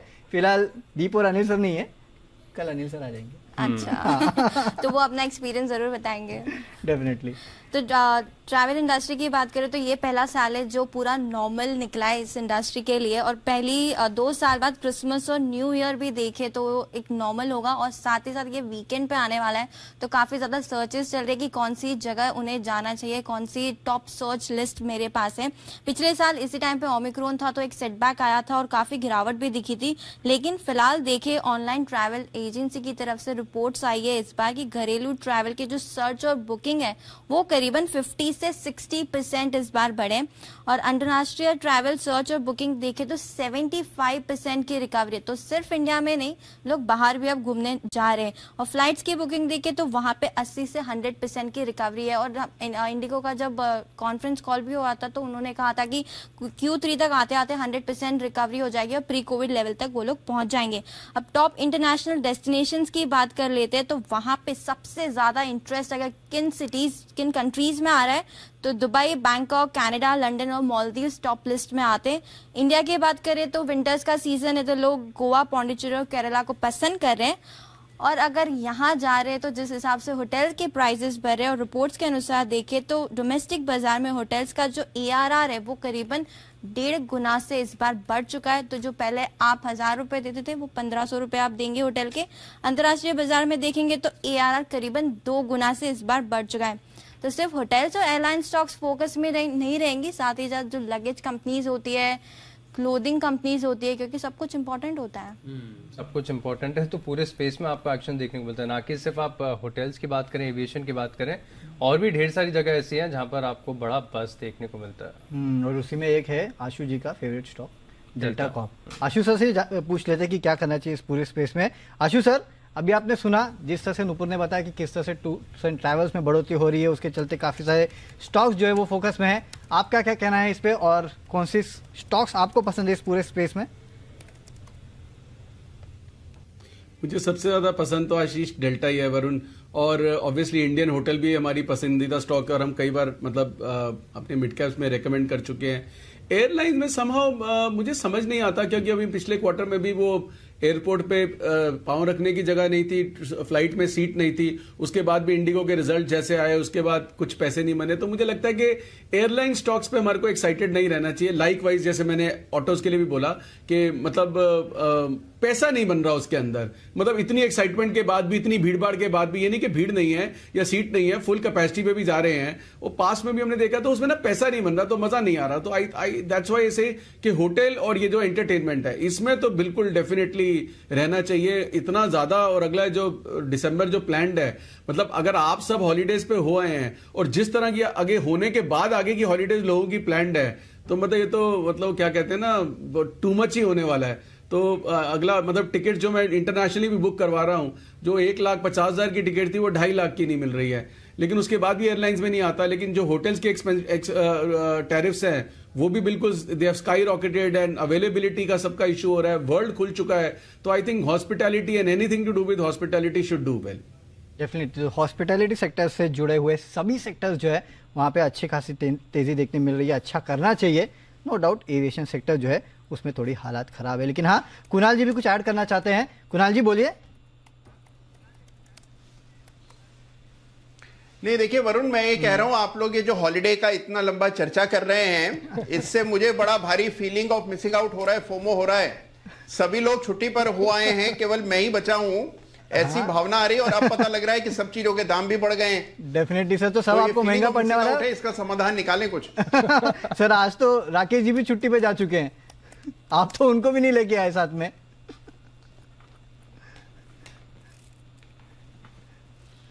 कुणाल सर, अच्छा आपको ऑडियो में थोड़ी दिक्कतें आ रही हैं, इसलिए हमारी बात वहां तक पहुंच नहीं पाई। लेकिन देखिए मार्केट में भरपूर एक्शन आपको देखने को मिल रहा है। फिलहाल अगर आप देखें तो मार्केट्स में इंडेक्स लेवल पर सुस्ती, 19 से 20 अंकों की गिरावट यहाँ पर आपको देखने को मिल रही है। लेकिन बहुत इंटरेस्टिंग स्टॉक्स ऐसे हैं जो शायद कभी ना चले, आज चल रहे हैं। एक स्टॉक ऐसा है, मेरे रडार पर अभी आया, लगता नहीं है कि कोई इसकी ज्यादा चर्चा या बात करता होगा, सूर्योदय स्मॉल फाइनेंस बैंक। यहाँ पर भी अगर आप देखें तो आज आपको बड़ी तेजी देखने को मिली। इनफैक्ट अगर मैं आपको लंबी अवधि का चार्ट बताऊं तो जिस दिन इसने लिस्टिंग डे हाई बना था वहां से एक तरफा बड़ी गिरावट यहाँ पर आपको देखने को मिली थी। अभी आ गया करीब करीब 111 के स्तर पर, 6% की तेजी यहाँ पर देखने को मिल रही है। तो लोग जो फंसे हुए हैं उन्हें क्या करना चाहिए, एक बार राय ले लेते हैं। तो कुणाल जी से ही पूछ लेते हैं। सर आप चार्ट देख सकते हैं, सूर्योदय स्मॉल फाइनेंस बैंक के सचिन जी से पूछ लेते हैं, वहां से संपर्क नहीं हो पा रहा है। सचिन जी, आप बताइए, सूर्योदय स्मॉल फाइनेंस बैंक एक तरफा बड़ी गिरावट के बाद आज 6% का बाउंस है, क्या ये जो रिवर्सल आया ये यहाँ पर थोड़ा सा रिलाई कर सकते हैं? आशीष, ये स्टॉक मैंने कभी ट्रैक नहीं किया है। Is it coating eight 110? 110 रुपए 50 पैसे पे चल रहा है, बिल्कुल, सूर्योदय स्मॉल फाइनेंस बैंक। ओके आशीष, यहाँ पर अगर हम ट्रेंड पे एक कॉल ले तो क्लियरली यहाँ पर एक नेगेटिव टू साइडवेज ट्रेंड है, तो इमीडिएट बेसिस पे ब्रेकआउट पे तो ज्यादा एक्सपेक्टेशन नहीं रखनी चाहिए। जो फिलहाल जो यहाँ पर मोमेंटम मिला है, अगर किसी की एग्जिस्टिंग पोजीशन होगी तो 100 रुपए के आसपास का जो बेस बना है उसी का एक ट्रेलिंग स्टॉप लॉस मैं रेकमेंड करूंगा, बट यहाँ पर खरीदारी करने की सलाह नहीं दूंगा। डेफिनेटली, तो यहाँ पे खरीदारी की सलाह और जो लेवल्स आपको बताए गए हैं वहाँ पे आप ध्यान रखिएगा। लेकिन चलिए एक स्पेशल कॉल फोन अ फ्रेंड के लिए हिमांशु जी के पास चलते हैं। हिटमैन हिमांशु।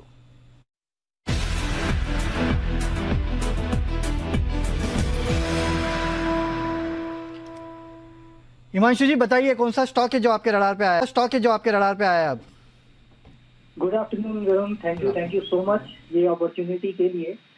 और वरुण देखिए, मेरे स्टॉक पर आया है बाजार का दिग्गज जो कि बैंक निफ्टी का सबसे बड़ा कंटेंडर है, सबसे बड़ा private sector bank HDFC bank. यहाँ पर मुझे ऐसा लगता है कि रिस्क रिवॉर्ड बहुत फेवरेबल है। तो पहले मैं यहाँ पर स्ट्रैटेजी बता देता हूँ। 1620 के स्ट्राइक की कॉल ऑप्शन हम खरीदारी करेंगे, जो कि अभी 32 रुपए पर ट्रेड करती है। इसमें 30 से 32 रुपए तक एक्यूमुलेट करके चलने की सलाह रहेगी। 25 रुपए का स्टॉप लॉस लगाना है। पहला टारगेट 45 रुपए का रखना है, दूसरा टारगेट 60 रुपए का रखना है। देखिए लॉजिक ये है, HDFC बैंक का अगर आप चार्ट सेटअप देखें तो एक बड़े शार्प वर्टिकल रैली के बाद यहाँ पर एक साइडवेज कंसोलिडेशन देखने को मिला, जो कि एक फ्लैट फॉर्मेशन है। और अगर आप उस फ्लैट फॉर्मेशन को अंदर डीप डाइव करते हैं तो आप पाएंगे कि यहाँ पर एक इन्वर्टेड हेड एंड शोल्डर बनता हुआ देखने को मिल रहा है। और उसमें भी हम लोअर एंड पर हैं, जिसका मतलब मार्जिन ऑफ सेफ्टी बहुत हाई है। अगर मैं कैश लेवल के स्टॉप लॉस की बात करता हूँ तो 1595 के नीचे का स्टॉप लॉस है, जो कि इनफैक्ट 1% से भी कम का स्टॉप लॉस है। और अपसाइड में 1645 1650 के ऊपर यहाँ पर एक ब्रेकआउट होता हुआ नजर आएगा, जिस कंडीशन में HDFC बैंक 1700 रुपए के ऊपर जाता हुआ नजर आ सकता है। तो रिस्क रिवॉर्ड को देखते हुए लोअर एंड पर हम बहुत extreme favourable reward to risk है। यहाँ पर HDFC बैंक की 1620 के स्ट्राइक की कॉल ऑप्शन खरीदेंगे 32 रुपए के आसपास। 25 रुपए का स्टॉप लॉस लगाएंगे, 45 रुपए का टारगेट लेकर इस ट्रेड की शुरुआत करेंगे। और अगर HDFC बैंक 1640 1645 रुपए के ऊपर निकलता है तो हम इसमें प्रॉफिट बुक करके 1660 की कॉल में शिफ्ट होने की सलाह देंगे। HDFC बैंक मुझे लगता है कि एक कमाल करने को तैयार है और ये मेरी तरफ से स्पेशल खरीदारी की राय है। डेफिनेटली, तो HDFC बैंक कमाल करने के लिए तैयार है और ये एक स्पेशल पिक है जहाँ पे 1620 का जो कॉल ऑप्शन है वो आपको खरीदना है करीब 32 रुपए के आसपास। 45 से 60 रुपए के आसपास के लेवल मेरे ख्याल से ये कॉल ऑप्शन जो है वो आपको दिखा सकता है। शुक्रिया हिमांशु जी आज हमारे साथ जुड़ने के लिए और अपनी ये स्पेशल पिक देने के लिए। लेकिन आगे बढ़ते हैं और सीधे सिद्धार्थ सेदानी जी के पास चलते हैं, उनके और एक पिक लेने के लिए सुपर सेट।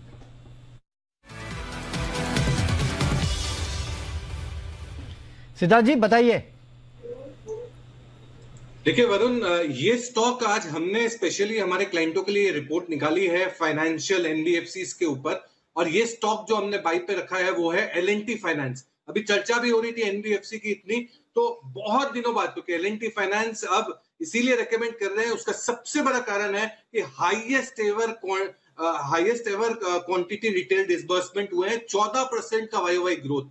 रिटेल का जो इनका बुक है वो 51% हो चुका है, इसीलिए हमने ये L&T फाइनेंस को हमारे रिपोर्ट में रखा है, हमारे क्लाइंटों को रेकमेंड किया है। टारगेट जो हमने पोजिशनली रखा है वो 106 का, 106 रुपए का L&T फाइनेंस, क्योंकि मोमेंटम है रिटेल बुक में। सबसे बड़ी चीज है कि 38% अर्निंग में ग्रोथ हो सकती है और 25% रिटेल की बुक ग्रो हो सकती है आने वाले 1.5 से 2 सालों में। तो L&T फाइनेंस पे खरीदारी की राय है। टारगेट आपको पोजिशनली, शॉर्ट टर्म नहीं, पोजिशनली आपको रखना है 106 रुपए का। फंडामेंटल कॉल है, बहुत बेहतरीन बिजनेस है। तो L&T फाइनेंस यहाँ पे खरीदारी की सलाह 106 के आसपास के आपको लेवल देखने मिलेंगे। इनफैक्ट आशीष, मुझे याद है कुछ देर पहले आशु जी ने भी L&T फाइनेंस में खरीदारी की सलाह दी थी और उन्होंने कहा था कि यहाँ पे आपको तेजी अच्छी खासी देखने मिल सकती है। तो हाई कन्विक्शन कॉल है हमारे 2 एक्सपर्ट्स की तरफ से, एक तो आशु मदान जी और दूसरे सिद्धार्थ सेदानी जी जो कि कह रहे हैं कि यहाँ पे आपको अच्छी खासी तेजी देखने मिल सकती है। और इस बीच निफ्टी पे एक बार ध्यान दीजिएगा, किसी भी समय निफ्टी जो है हरे निशान में आ सकता है। करीब 2 से 3 पॉइंट के आसपास की गिरावट जो है अब निफ्टी में बची है, तो किसी भी समय निफ्टी हरे निशान में आ सकता है। और बैंक निफ्टी को देखिए 230 पॉइंट के आसपास की तेजी जो है वो बैंक निफ्टी में देखने मिल रही है। चलिए आगे बढ़ते हो, सुमित जी के पास भी चलते हैं, उनके पास भी एक कॉल है सुमित के सुपर हिट।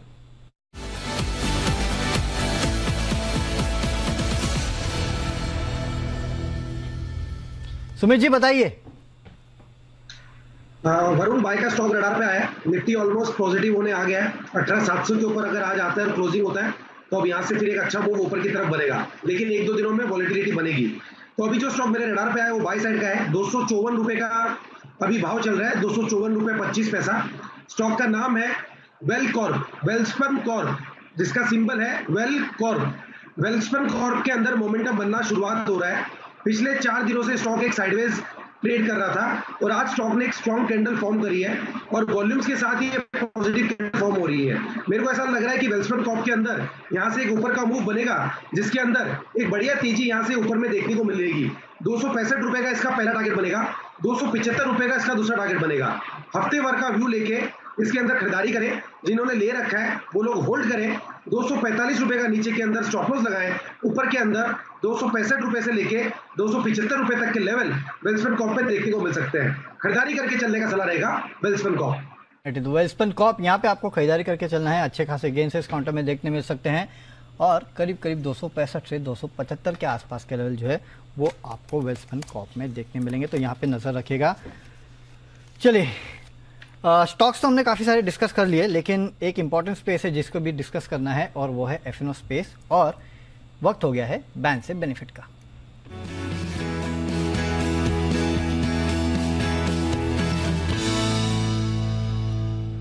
चलिए, और बैन से बेनिफिट के लिए हमारे साथ जुड़ चुके हैं आशीष। जुड़ा हुआ हूँ काफी देर से। आशीष इतने देर से वही स्टॉक्स निकाल रहे थे जहाँ पे बैन से बेनिफिट के आपको बताना है कि कहाँ पे पोजीशंस बन रही हो, कहाँ पे पोजीशंस कट रही है। तो आशीष बताइए। वरुण, इतने स्टॉक्स नहीं कि इतनी देर लग जाए मुझे निकालने में, लेकिन अपडेट आपको दे देता हूं। स्टॉक्स होते तो देर नहीं लगती, नहीं होते तो ढूंढने में देर लगती है।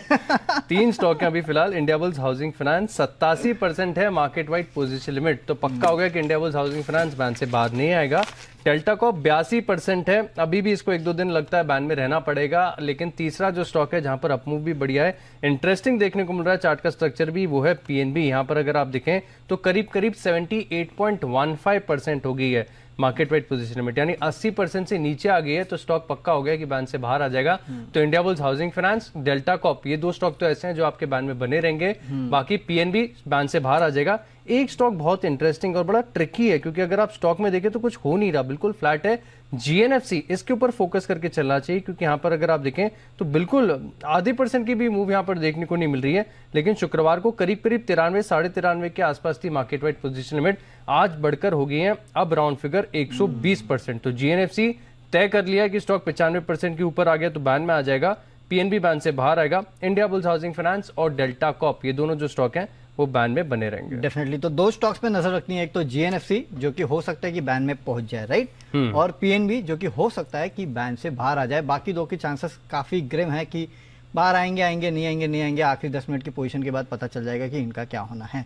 चलिए, तो 2 स्टॉक्स पे आप रखिएगा नजर, यहाँ पे अच्छे खासे आपको बैन में बाहर या फिर अंदर आ सकता है। और आशीष में आपका जेके लक्ष्मी सीमेंट देख रहा था, 10% की तेजी अब है। सर्किट लग गया? नहीं, सर्किट वाला तो नहीं है, सर्किट के ऊपर ट्रेड कर रहा है ये।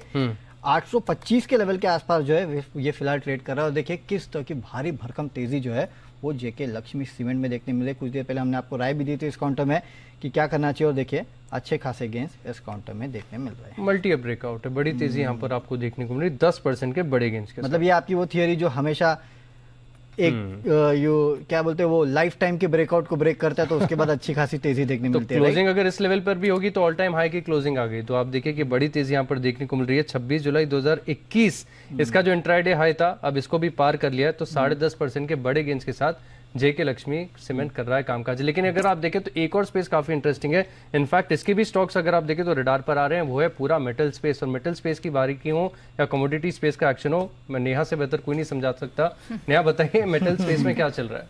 Okay, thank you for that introduction. But metal space में exactly you rightly pointed out कि बहुत जबरदस्त ट्रेंड दिखाई दे रही है। एल्यूमिनियम 6 महीने के हाइस पर है। जिंक खुला था ऑलमोस्ट 2-3 हफ्ते के हाइस पर, लेकिन एकाएक उसमें तेजी आ गई और अब 2.5 महीने की ऊंचाई पर ट्रेड कर रहा है। और ये सिर्फ लंदन मेटल एक्सचेंज पर नहीं, आप चाइनीज मेटल वायदा की भी बात कर ले शंघाई पर, वहां पर भी अच्छी खासी स्ट्रेंथ है। कॉपर 4 हफ्ते के हाइस पर है। आयरन एंड स्टील, आयरन और स्टील, डालियन या एसजीएक्स पे बात करें या स्टील भी अगर चाइना में बात करें तो यहां पर एक तरफा रैली हमने पिछले कुछ समय बनती हुई देखी है। सबसे जो फ्रेश ट्रिगर है वो तो यही निकल कर आया, सूत्रों के हवाले से खबर आ रही है कि तकरीबन 10 नए मेजर्स, यहां पर सप्लीमेंट्री मेजर्स अनाउंस कर सकता है China as soon as Wednesday. तो अब देखना होगा कि एग्जैक्टली क्या निकल कर आता है। लेकिन इसका जो सबसे बड़ा हाई पॉइंट था वो ये कि इनके जितने भी कोविड मैनेजमेंट की जो कैटेगरी थी, infectious disease top A category, उसको वो यहां पर सॉफन कर रहे हैं, टॉप अब ये बी कैटेगरी में लेकर आ रहे हैं, जिसका मतलब है क्लियरली एक इंडिकेशन है कि यहां से थोड़ा सा अपने जो रिस्ट्रिक्शंस है उसको हटाने की तरफ बात हो रही है। डॉलर इंडेक्स हम देख ही रहे हैं, लगातार यहां पर गिरावट है, 5 महीने के लोस के पास है, 104 के बहुत करीब हमने इसे ट्रेड करता हुआ देखा था और वीकली लॉस के हिसाब से भी 0.25% के आसपास की यहां पर पिटाई होते हुए दिखाई दी है।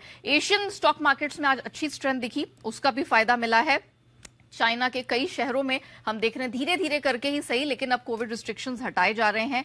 मेनलैंड चाइना की ही बात करें तो यहां पर जो दैनिक केसेस हैं वो यहां पर घटते हुए दिखाई दिए। तो ये कुछ ऐसे फैक्टर्स हैं जो खासतौर से मेटल्स में तेजी की तरफ इशारा कर रहे हैं। जेपी मॉर्गन मानता है कि आने वाले कुछ समय में यहां पर अच्छी स्ट्रेंथ दिखेगी। गोल्डमैन सैक्स 12 महीने में $9,000 कॉपर के लिए और $2750 से $2800 एल्यूमिनियम के लिए गोइंग फॉरवर्ड टारगेट देके चल रहे हैं। बड़े targets definitely across metal space और अच्छी खासी तेजी देखने मिली। और नेहा, क्या इसमें सबसे बड़ा फैक्टर डॉलर इंडेक्स है? डॉलर इंडेक्स ही सबसे बड़ा फैक्टर है, लेकिन याद रखिएगा चाइना सबसे बड़ा कंज्यूमर है मेटल्स का, तो वहां से कोई भी खबर आती है तो ये एरिया बहुत सेंसिटिव है, तो तुरंत यहाँ से अपटेक देखने को मिलता है। तो अब अगर चाइना मेंटेन करके चलता है कि यहाँ से रिस्ट्रिक्शंस कम करेंगे, घटाएंगे, तो या डेफिनेटली तो रिस्ट्रिक्शंस कम होंगे तो मेटल स्टॉक्स जो है या फिर मेटल की कीमतें जो उसमें बढ़ोतरी देखने मिलेगी। हाँ, डॉलर इंडेक्स जैसे कि हम कह रहे हैं सबसे बड़ा फैक्टर जो है वो डॉलर इंडेक्स है। सप्लाई साइड है ना वो काफी वीक है यहाँ पे, तो बस डिमांड ही बहुत कमजोर रही है, इस वजह से प्रेशर रहा है, वरना sky is the limit for metals. अच्छा, डिमांड आपको मैं मार्केट की बता देता हूँ। हिंडाल्को फिलहाल चल रहा है डेज हाई पर, जैसे जैसे आप बात कर रहे थे डेज हाई के करीब कारोबार कर रहा है। नाल्को में 3% की तेजी आ गई है और टाटा स्टील भी अगर आप देखें तो जबरदस्त तेजी दिखा रहा है। तो एक बार आशु जी के पास चलते हैं और इनसे एक चेक ले लेते हैं कि सर मेटल मार्केट में अभी फिलहाल क्या देखने को मिल रहा है। जितने भी मेटल स्टॉक्स हैं इनमें काफी बड़ा वॉलेटिलिटी देखने को मिलती है, एक दिन चढ़ते हैं 2 दिन गिरते हैं। अब क्या लग रहा है कि बड़ा रिवर्सल आ चुका है यहाँ पर? चार्ट्स नहीं, डेटा आपको क्या सजेस्ट कर रहा है? आशीष, देखिए फ्रंट लाइन मैं बार बार बोलता रहा हूं, एक तो मेटल स्टॉक्स का जो पुराना वो जो हैंगओवर था ना कि मतलब ये सिक्लिकल्स हैं वो सब खत्म हो गया। सब मेटल कंपनीज के सारे डेट वगैरह सब कुछ अब ये बिल्कुल डिफरेंट टाइप की कमोडिटी कंपनीज हो गई हैं और मतलब सब अच्छे प्रॉफिट में आ गई हैं।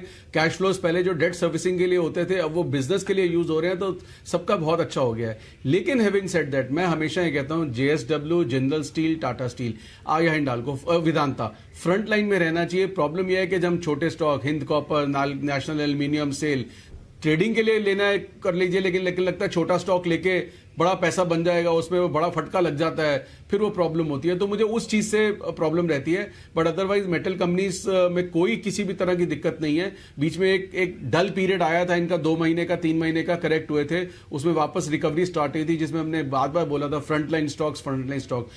टाटा स्टील से भी ज्यादा मुझे JSW स्टील और जिंदल स्टील और वेदांता अच्छा लगता है और इनमें बने रहना चाहिए अभी भी, क्योंकि अब जिस मार्केट में अगर आप सेक्टर देखिए कि पुराने हाईस पे अगर कोई आया तो मेटल स्टॉक्स ही आए हैं, बाकी कोई स्टॉक्स नहीं आए हैं।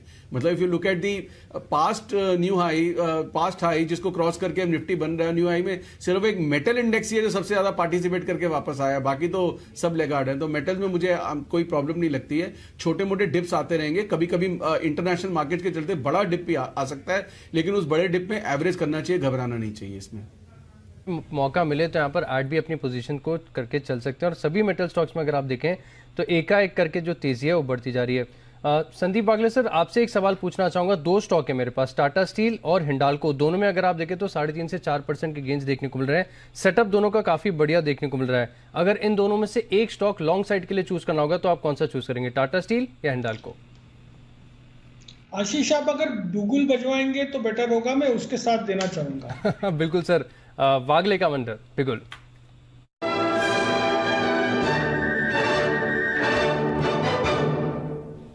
बताइए सर, कौन सा स्टॉक है?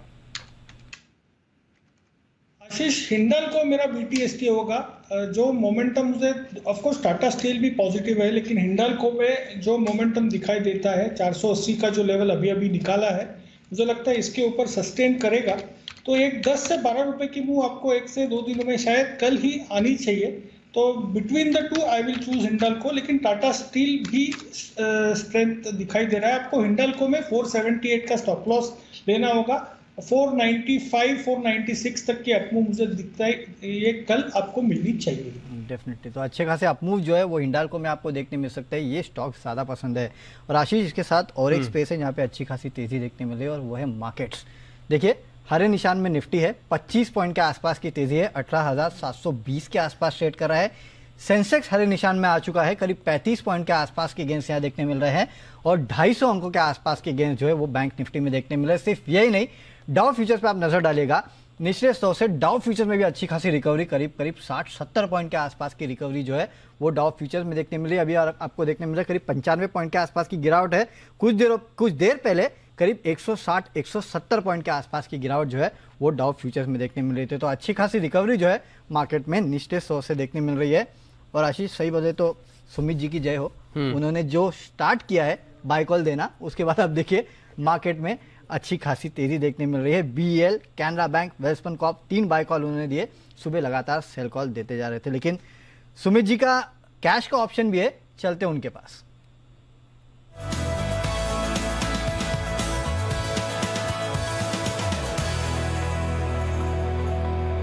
सुमित जी बताइए, बहुत बढ़िया टाइमिंग में आपने जो बाय कॉल्स है उनको पकड़ा है। और भी कोई बाय कॉल ही है अभी इस लेवल पे? बिल्कुल बिल्कुल, कैश का ऑप्शन में स्टॉक स्पेसिफिक ऑप्शन सिलेक्ट किया है वरुण, और मेरे को लग रहा है कि जिस तरह से मार्केट के अंदर रिबाउंड आया है, और जो आप लोग मेटल सेक्टर की बातें कर रहे हैं, मेटल सेक्टर के अंदर अभी यहाँ से और ऊपर का मूव देखना बाकी है। और जो स्टॉक अभी मेरे रडार पे आया है उसका भाव चल रहा है 122 रुपए 50 पैसे, और स्टॉक का नाम है NMDC के अंदर यहाँ पे खरीदारी देखने को मिल रहा है। 125 वाला कॉल ऑप्शन के जरिए 3 रुपए के आसपास अभी ट्रेड कर रहा है, इसको लेने का सलाह रहेगा। NMDC के अंदर ब्रेकआउट है। कैश के अंदर मेरे को लग रहा है कि स्टॉक के अंदर यहाँ से एक बढ़िया मूव ऊपर की तरफ बनेगा। 127 रुपए से लेके 130 रुपए तक का मूव ऊपर में आने वाले दिनों में NMDC में देखने को मिल सकता है। और नीचे में जो सपोर्ट है 119 रुपए 120 रुपए के पास है। तो जस्ट अभी मोमेंटम का शुरुआत हुआ है, NMDC के अंदर यहाँ से ऊपर का मूव देखने को मिल सकता है। ऑप्शन के जरिए 125 वाला कॉल यहाँ पे CMB पे खरीदारी करें, नीचे के अंदर इसमें स्टॉप लॉस लगाएं 2 रुपए का, और ऊपर में जो टारगेट देखने को मिल सकते हैं 4.5 रुपए का पहला टारगेट होगा, 6 रुपए का दूसरा टारगेट होगा। NMDC का 125 का कॉल खरीदारी करना है 2 रुपए के स्टॉप लॉस से, 4.5 रुपए से लेके 6 रुपए तक के टारगेट, 1 से 2 दिनों के लिए ट्रेड होगा। सभी मेटल स्टॉक के साथ NMDC में भी बढ़िया मूव आपको देखने को मिल रहा है। तो कॉल ऑप्शन के माध्यम से, यानी 125 की जो कॉल ऑप्शन है 3 रुपए के आसपास फिलहाल आपको मिल रही है। 4.5 से 6 रुपए तक के टारगेट्स यहाँ पर नजर आ रहे हैं, लेकिन स्टॉप लॉस भी आपको लगाना होगा 2 रुपए का। अच्छी तेजी यहाँ पर नजर आई है। वरुण, देखिए मार्केट में काफी सुस्ती है, केवल 15-16 अंकों की तेजी यहाँ पर देखने को मिल रही है, लेकिन स्टॉक्स में भरपूर एक्शन है। मेटल्स की हमने बहुत विस्तार से चर्चा कर ली और मेटल स्टॉक्स में डिस्कस नहीं करूंगा, लेकिन बैंकिंग की तरफ से भी आप देखिए, फाइनेंशियल्स की तरफ से जो पार्टिसिपेशन आ रहा है बाजार में, काफी बढ़िया अच्छा देखने को मिल रहा है। देखिए एक स्टॉक है मेरे डार पर आया, फेडरल बैंक। यहाँ पर देखिए बड़ा मूव आया, फिलहाल डेज हाई के करीब कारोबार कर रहा है। कुणाल जी, फेडरल बैंक, इसके चार्ट क्या कर रहे हैं? देखिए, जिस तरह का चार्ट स्ट्रक्चर है आशीष, मुझे लगता है कि इसमें भी एक तेजी बनते हुए दिख रही है। ब्रेकआउट आया है और इस स्टॉक में भी कंसोलिडेशन हुआ, और उसके बाद आज हम देख रहे हैं कि अच्छा मूव बनता हुआ दिख रहा है। मेरी राय में बिल्कुल खरीद करके चलना चाहिए। यहां पर 135 रुपए के आसपास एक स्टॉप लॉस रख लें तो ये स्टॉक लगातार बाकी अपने सारे पेयर्स को आउट परफॉर्म कर रहा है। मुझे लगता है इस खेप में भी तेजी के आउट परफॉर्म करेगा। 135 के स्टॉप लॉस से बाय करें तो मुझे लगता है 145-150 के लेवल्स भी मुमकिन है। 150 तक के जो स्तर है यहाँ पर मुमकिन नजर आ रहे हैं, तो यहाँ पर खरीदारी करके चल सकते हैं। इनफैक्ट देखिए कुछ फंडा व्यू भी जो है ऐड हो रहे हैं यहाँ पर। सिद्धार्थ सिडानी साहब मेरे साथ कनेक्टेड है। सर, फेडरल बैंक में कुछ ऐड करना चाहेंगे आप? जी बिल्कुल आशीष, फेडरल बैंक मैं करीबन 120 के लेवल से रेकमेंड करते आ रहा हूं हमारे फंडामेंटल एस्पेक्ट से। 150 रुपए का 150 का टारगेट है, क्योंकि नतीजे बहुत दमदार आ रहे हैं और आएंगे। दूसरे तिमाही में 50% नेट प्रॉफिट में ग्रोथ, NIN 19%। सबसे बड़ी चीज है लोन ग्रोथ, 19% पे लोन ग्रोथ आया है, ये बरकरार रह सकता है और मार्जिन और बेहतर हो सकते हैं। उसका सबसे बड़ा कारण है कि 65% इनकी जो बुक है फेडरल बैंक की, वो एक्सटर्नल बेंचमार्क के साथ लिंक है। जब आपके एक्सटर्नल बेंचमार्क के साथ लिंक होते हैं तो आपको मार्जिन बेहतर होते हैं। फेडरल बैंक डेफिनेटली अब आई है, कुणाल जी का पूरा समर्थन होगा, और अगर लंबे समय के लिए रख लिया तो टारगेट 150 रुपए का 150 का आ सकता है फेडरल बैंक से। डेफिनेटली, तो 150 रुपए के आसपास के टारगेट जो है वो आपको फेडरल बैंक में देखने मिल सकते हैं। लेकिन सिद्धार्थ जी, एक और स्टॉक है, इसको आप ट्रैक करते हैं तो बताइएगा। वरुण बेवरेजेस 3.5% के आसपास के गेंस जो इस काउंटर में देखने मिल रहे हैं, 1360 के आसपास है। लाइफ हाई पे जो है ये काउंटर ट्रेड कर रहा है। सर, हो क्या रहा है इस काउंटर में, आप इसे ट्रैक करते हैं क्या? क्या संजोग है वरुण, आप ही पूछ रहे हो वरुण बेवरेजेस के बारे में। बहुत अच्छा संजोग है और बेहतरीन कंपनी, ये one of the best stock पिछले 1 साल का है। मैं पिछले साल की सिट की सिप में एक जो बास्केट लाया था FMCG का, उसमें वरुण बेवरेजेस को मैंने दिया था और वहां से मल्टीपल टाइम का रिटर्न दे चुका। यहां से भी मुझे लगता है वरुण बेवरेजेस बहुत अच्छा कर सकता है। जिस हिसाब से इनकी बॉटलिंग की कैपेसिटी एक्सपैंड हो रही है, ये और भी मुनाफे और प्रॉफिटेबिलिटी ला सकता है। ऑपरेशनल परफॉर्मेंस काफी बेहतरीन है। तो अगर आपने वरुण बेवरेजेस ले रखा है तो आपको जरूर बने रहना चाहिए। और सबसे बड़ी चीज, वरुण ने ये क्वेश्चन पूछा है तो आप जरूर ध्यान दें। डेफिनेटली, तो इस काउंटर पे ध्यान देना चाहिए।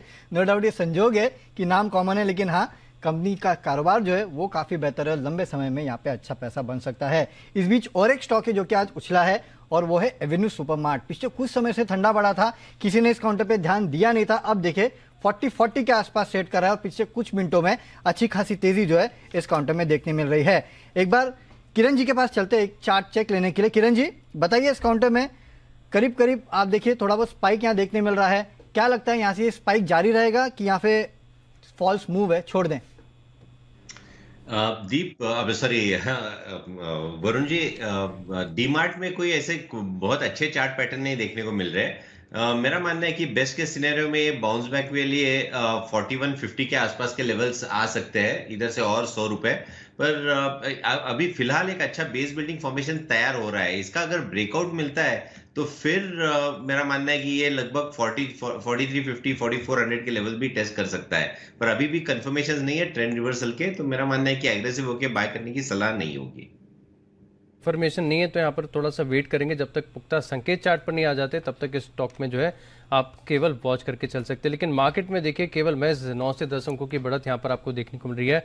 18,705 का स्तर जो है स्पॉट इंडाइसेस यानी निफ्टी पर आपको देखने को मिल रहा है। लेकिन स्टॉक्स में भरपूर एक्शन। बैंकिंग स्टॉक्स की हम बात कर रहे हैं, CSB बैंक में आप देखिए बढ़िया तेजी देखने को मिल रही है। फाइनेंशियल्स में देखिए तो कैनफिन होम्स यहाँ पर भी एक एक करके जो तेजी है वो बढ़ती जा रही है। IDFC फर्स्ट बैंक यहाँ पर मैं किराया लेना चाहूंगा। ऊपरी स्तर पर देखिए दिन के दौरान यहाँ पर तेजी आई थी, वहां से थोड़ा सा ही गिरा, ज्यादा बड़ी गिरावट नहीं आई। 61.20 का हाई है, 60.40 के आसपास अभी चल रहा है। सुमित जी, पूछना चाहूंगा यहाँ पर क्या करना चाहिए? किसी एग्जिस्टिंग लॉन्ग पोजीशन है तो बने रहे। कौन सा स्टॉक पूछा आशीष आपने? IDFC first bank. जी बिल्कुल, देखिए IDFC फर्स्ट बैंक के अंदर तो मोमेंटम है और स्टॉक के अंदर ब्रेकआउट है और बहुत लोअर लेवल से हम इस स्टॉक को कंटिन्यूसली रेकमेंड करते हुए आ रहे हैं। हमसे मेरा मतलब है, एक तो मैंने भी रेकमेंड किया है, पैनलिस्ट लोगों ने भी रेकमेंड किया है और संजीव वसीन जी ने भी बहुत बार रेकमेंड किया हुआ है।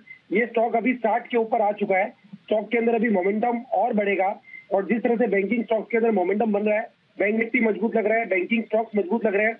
IDFC फर्स्ट बैंक यहाँ से आने वाले दिनों में 65 रुपए से लेके 70 रुपए तक का मूव दिखाएगा। ये स्टॉक बहुत लोअर लेवल से हम रेकमेंड करते हुए आ रहे हैं और एक अच्छी तेजी देखने को मिल रही है और अभी ये तेजी जारी रहेगी। अभी और ऊपर के लेवल्स देखना बाकी है। 65 और 70 ये लेवल आने वाले दिनों में देखने को मिल सकते हैं। तेजी यहाँ पर आपको देखने को मिल सकती है। इसी के साथ सिद्धार्थ जी ने एक अपडेट मुझे दिया है। सिटी यूनियन बैंक इन्होंने स्पेशल पिक के तौर पर बताया था स्टॉक 25 नवंबर को 187 के आसपास, टारगेट जो दिए थे 195 के यानी 6% के आसपास के जो रिटर्न है आज यहाँ पर हासिल होते नजर आए। फिलहाल अगर मैं देखूं तो यहाँ पर जो डे हाई है वो 199 रुपए 40 पैसे का जो तेजी है आपको यहाँ पर नजर आ रही है। तो बैंकिंग स्टॉक्स की तरफ से जो पार्टिसिपेशन है वो बढ़िया देखने को मिल रहा है। डेफिनेटली, तो बैंकिंग स्टॉक्स की तरफ से अच्छा खासा पार्टिसिपेशन देखने मिल रहा है। इनफैक्ट बैंकिंग और एनबीएफसी काउंटर जो है वहाँ पे भरपूर तेजी जो है आपको आज के ट्रेडिंग सेशन में देखने मिल रही है। लेकिन चलिए वागले साहब के पास चलते हैं और एक पिक उनके पास है, वागले का वंडर।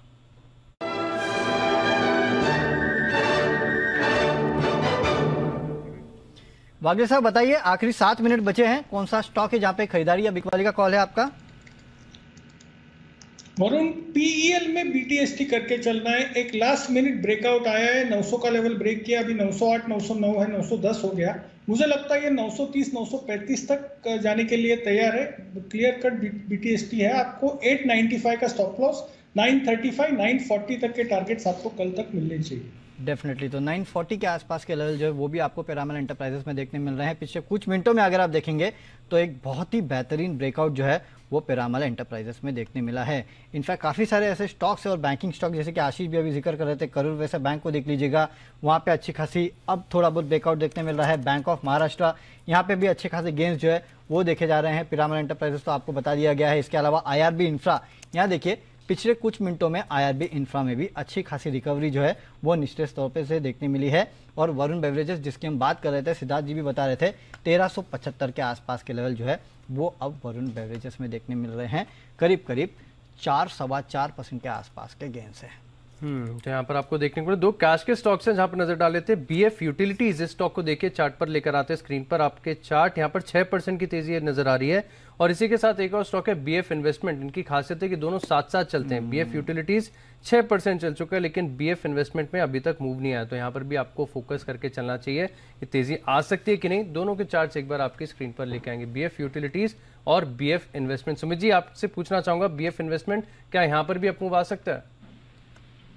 देखिए आशीष, दोनों स्टॉक के अंदर मोमेंटम बन रहा है। दोनों स्टॉक के अंदर यहाँ से एक मूव देखने को मिलना चाहिए। जब जब ये चलते हैं दोनों स्टॉक साथ में ही चलते हैं और दोनों स्टॉक के अंदर 10-15% का मूव आता है, चाहे फिर वो ऊपर का हो कि नीचे का हो। अभी ये ऊपर का मूव स्टार्ट कर रहे हैं, तो ये दोनों स्टॉक के अंदर बीएफ यूटिलिटी, बीएफ इन्वेस्टमेंट, दोनों स्टॉक के अंदर यहाँ से मूव देखने को मिलना चाहिए।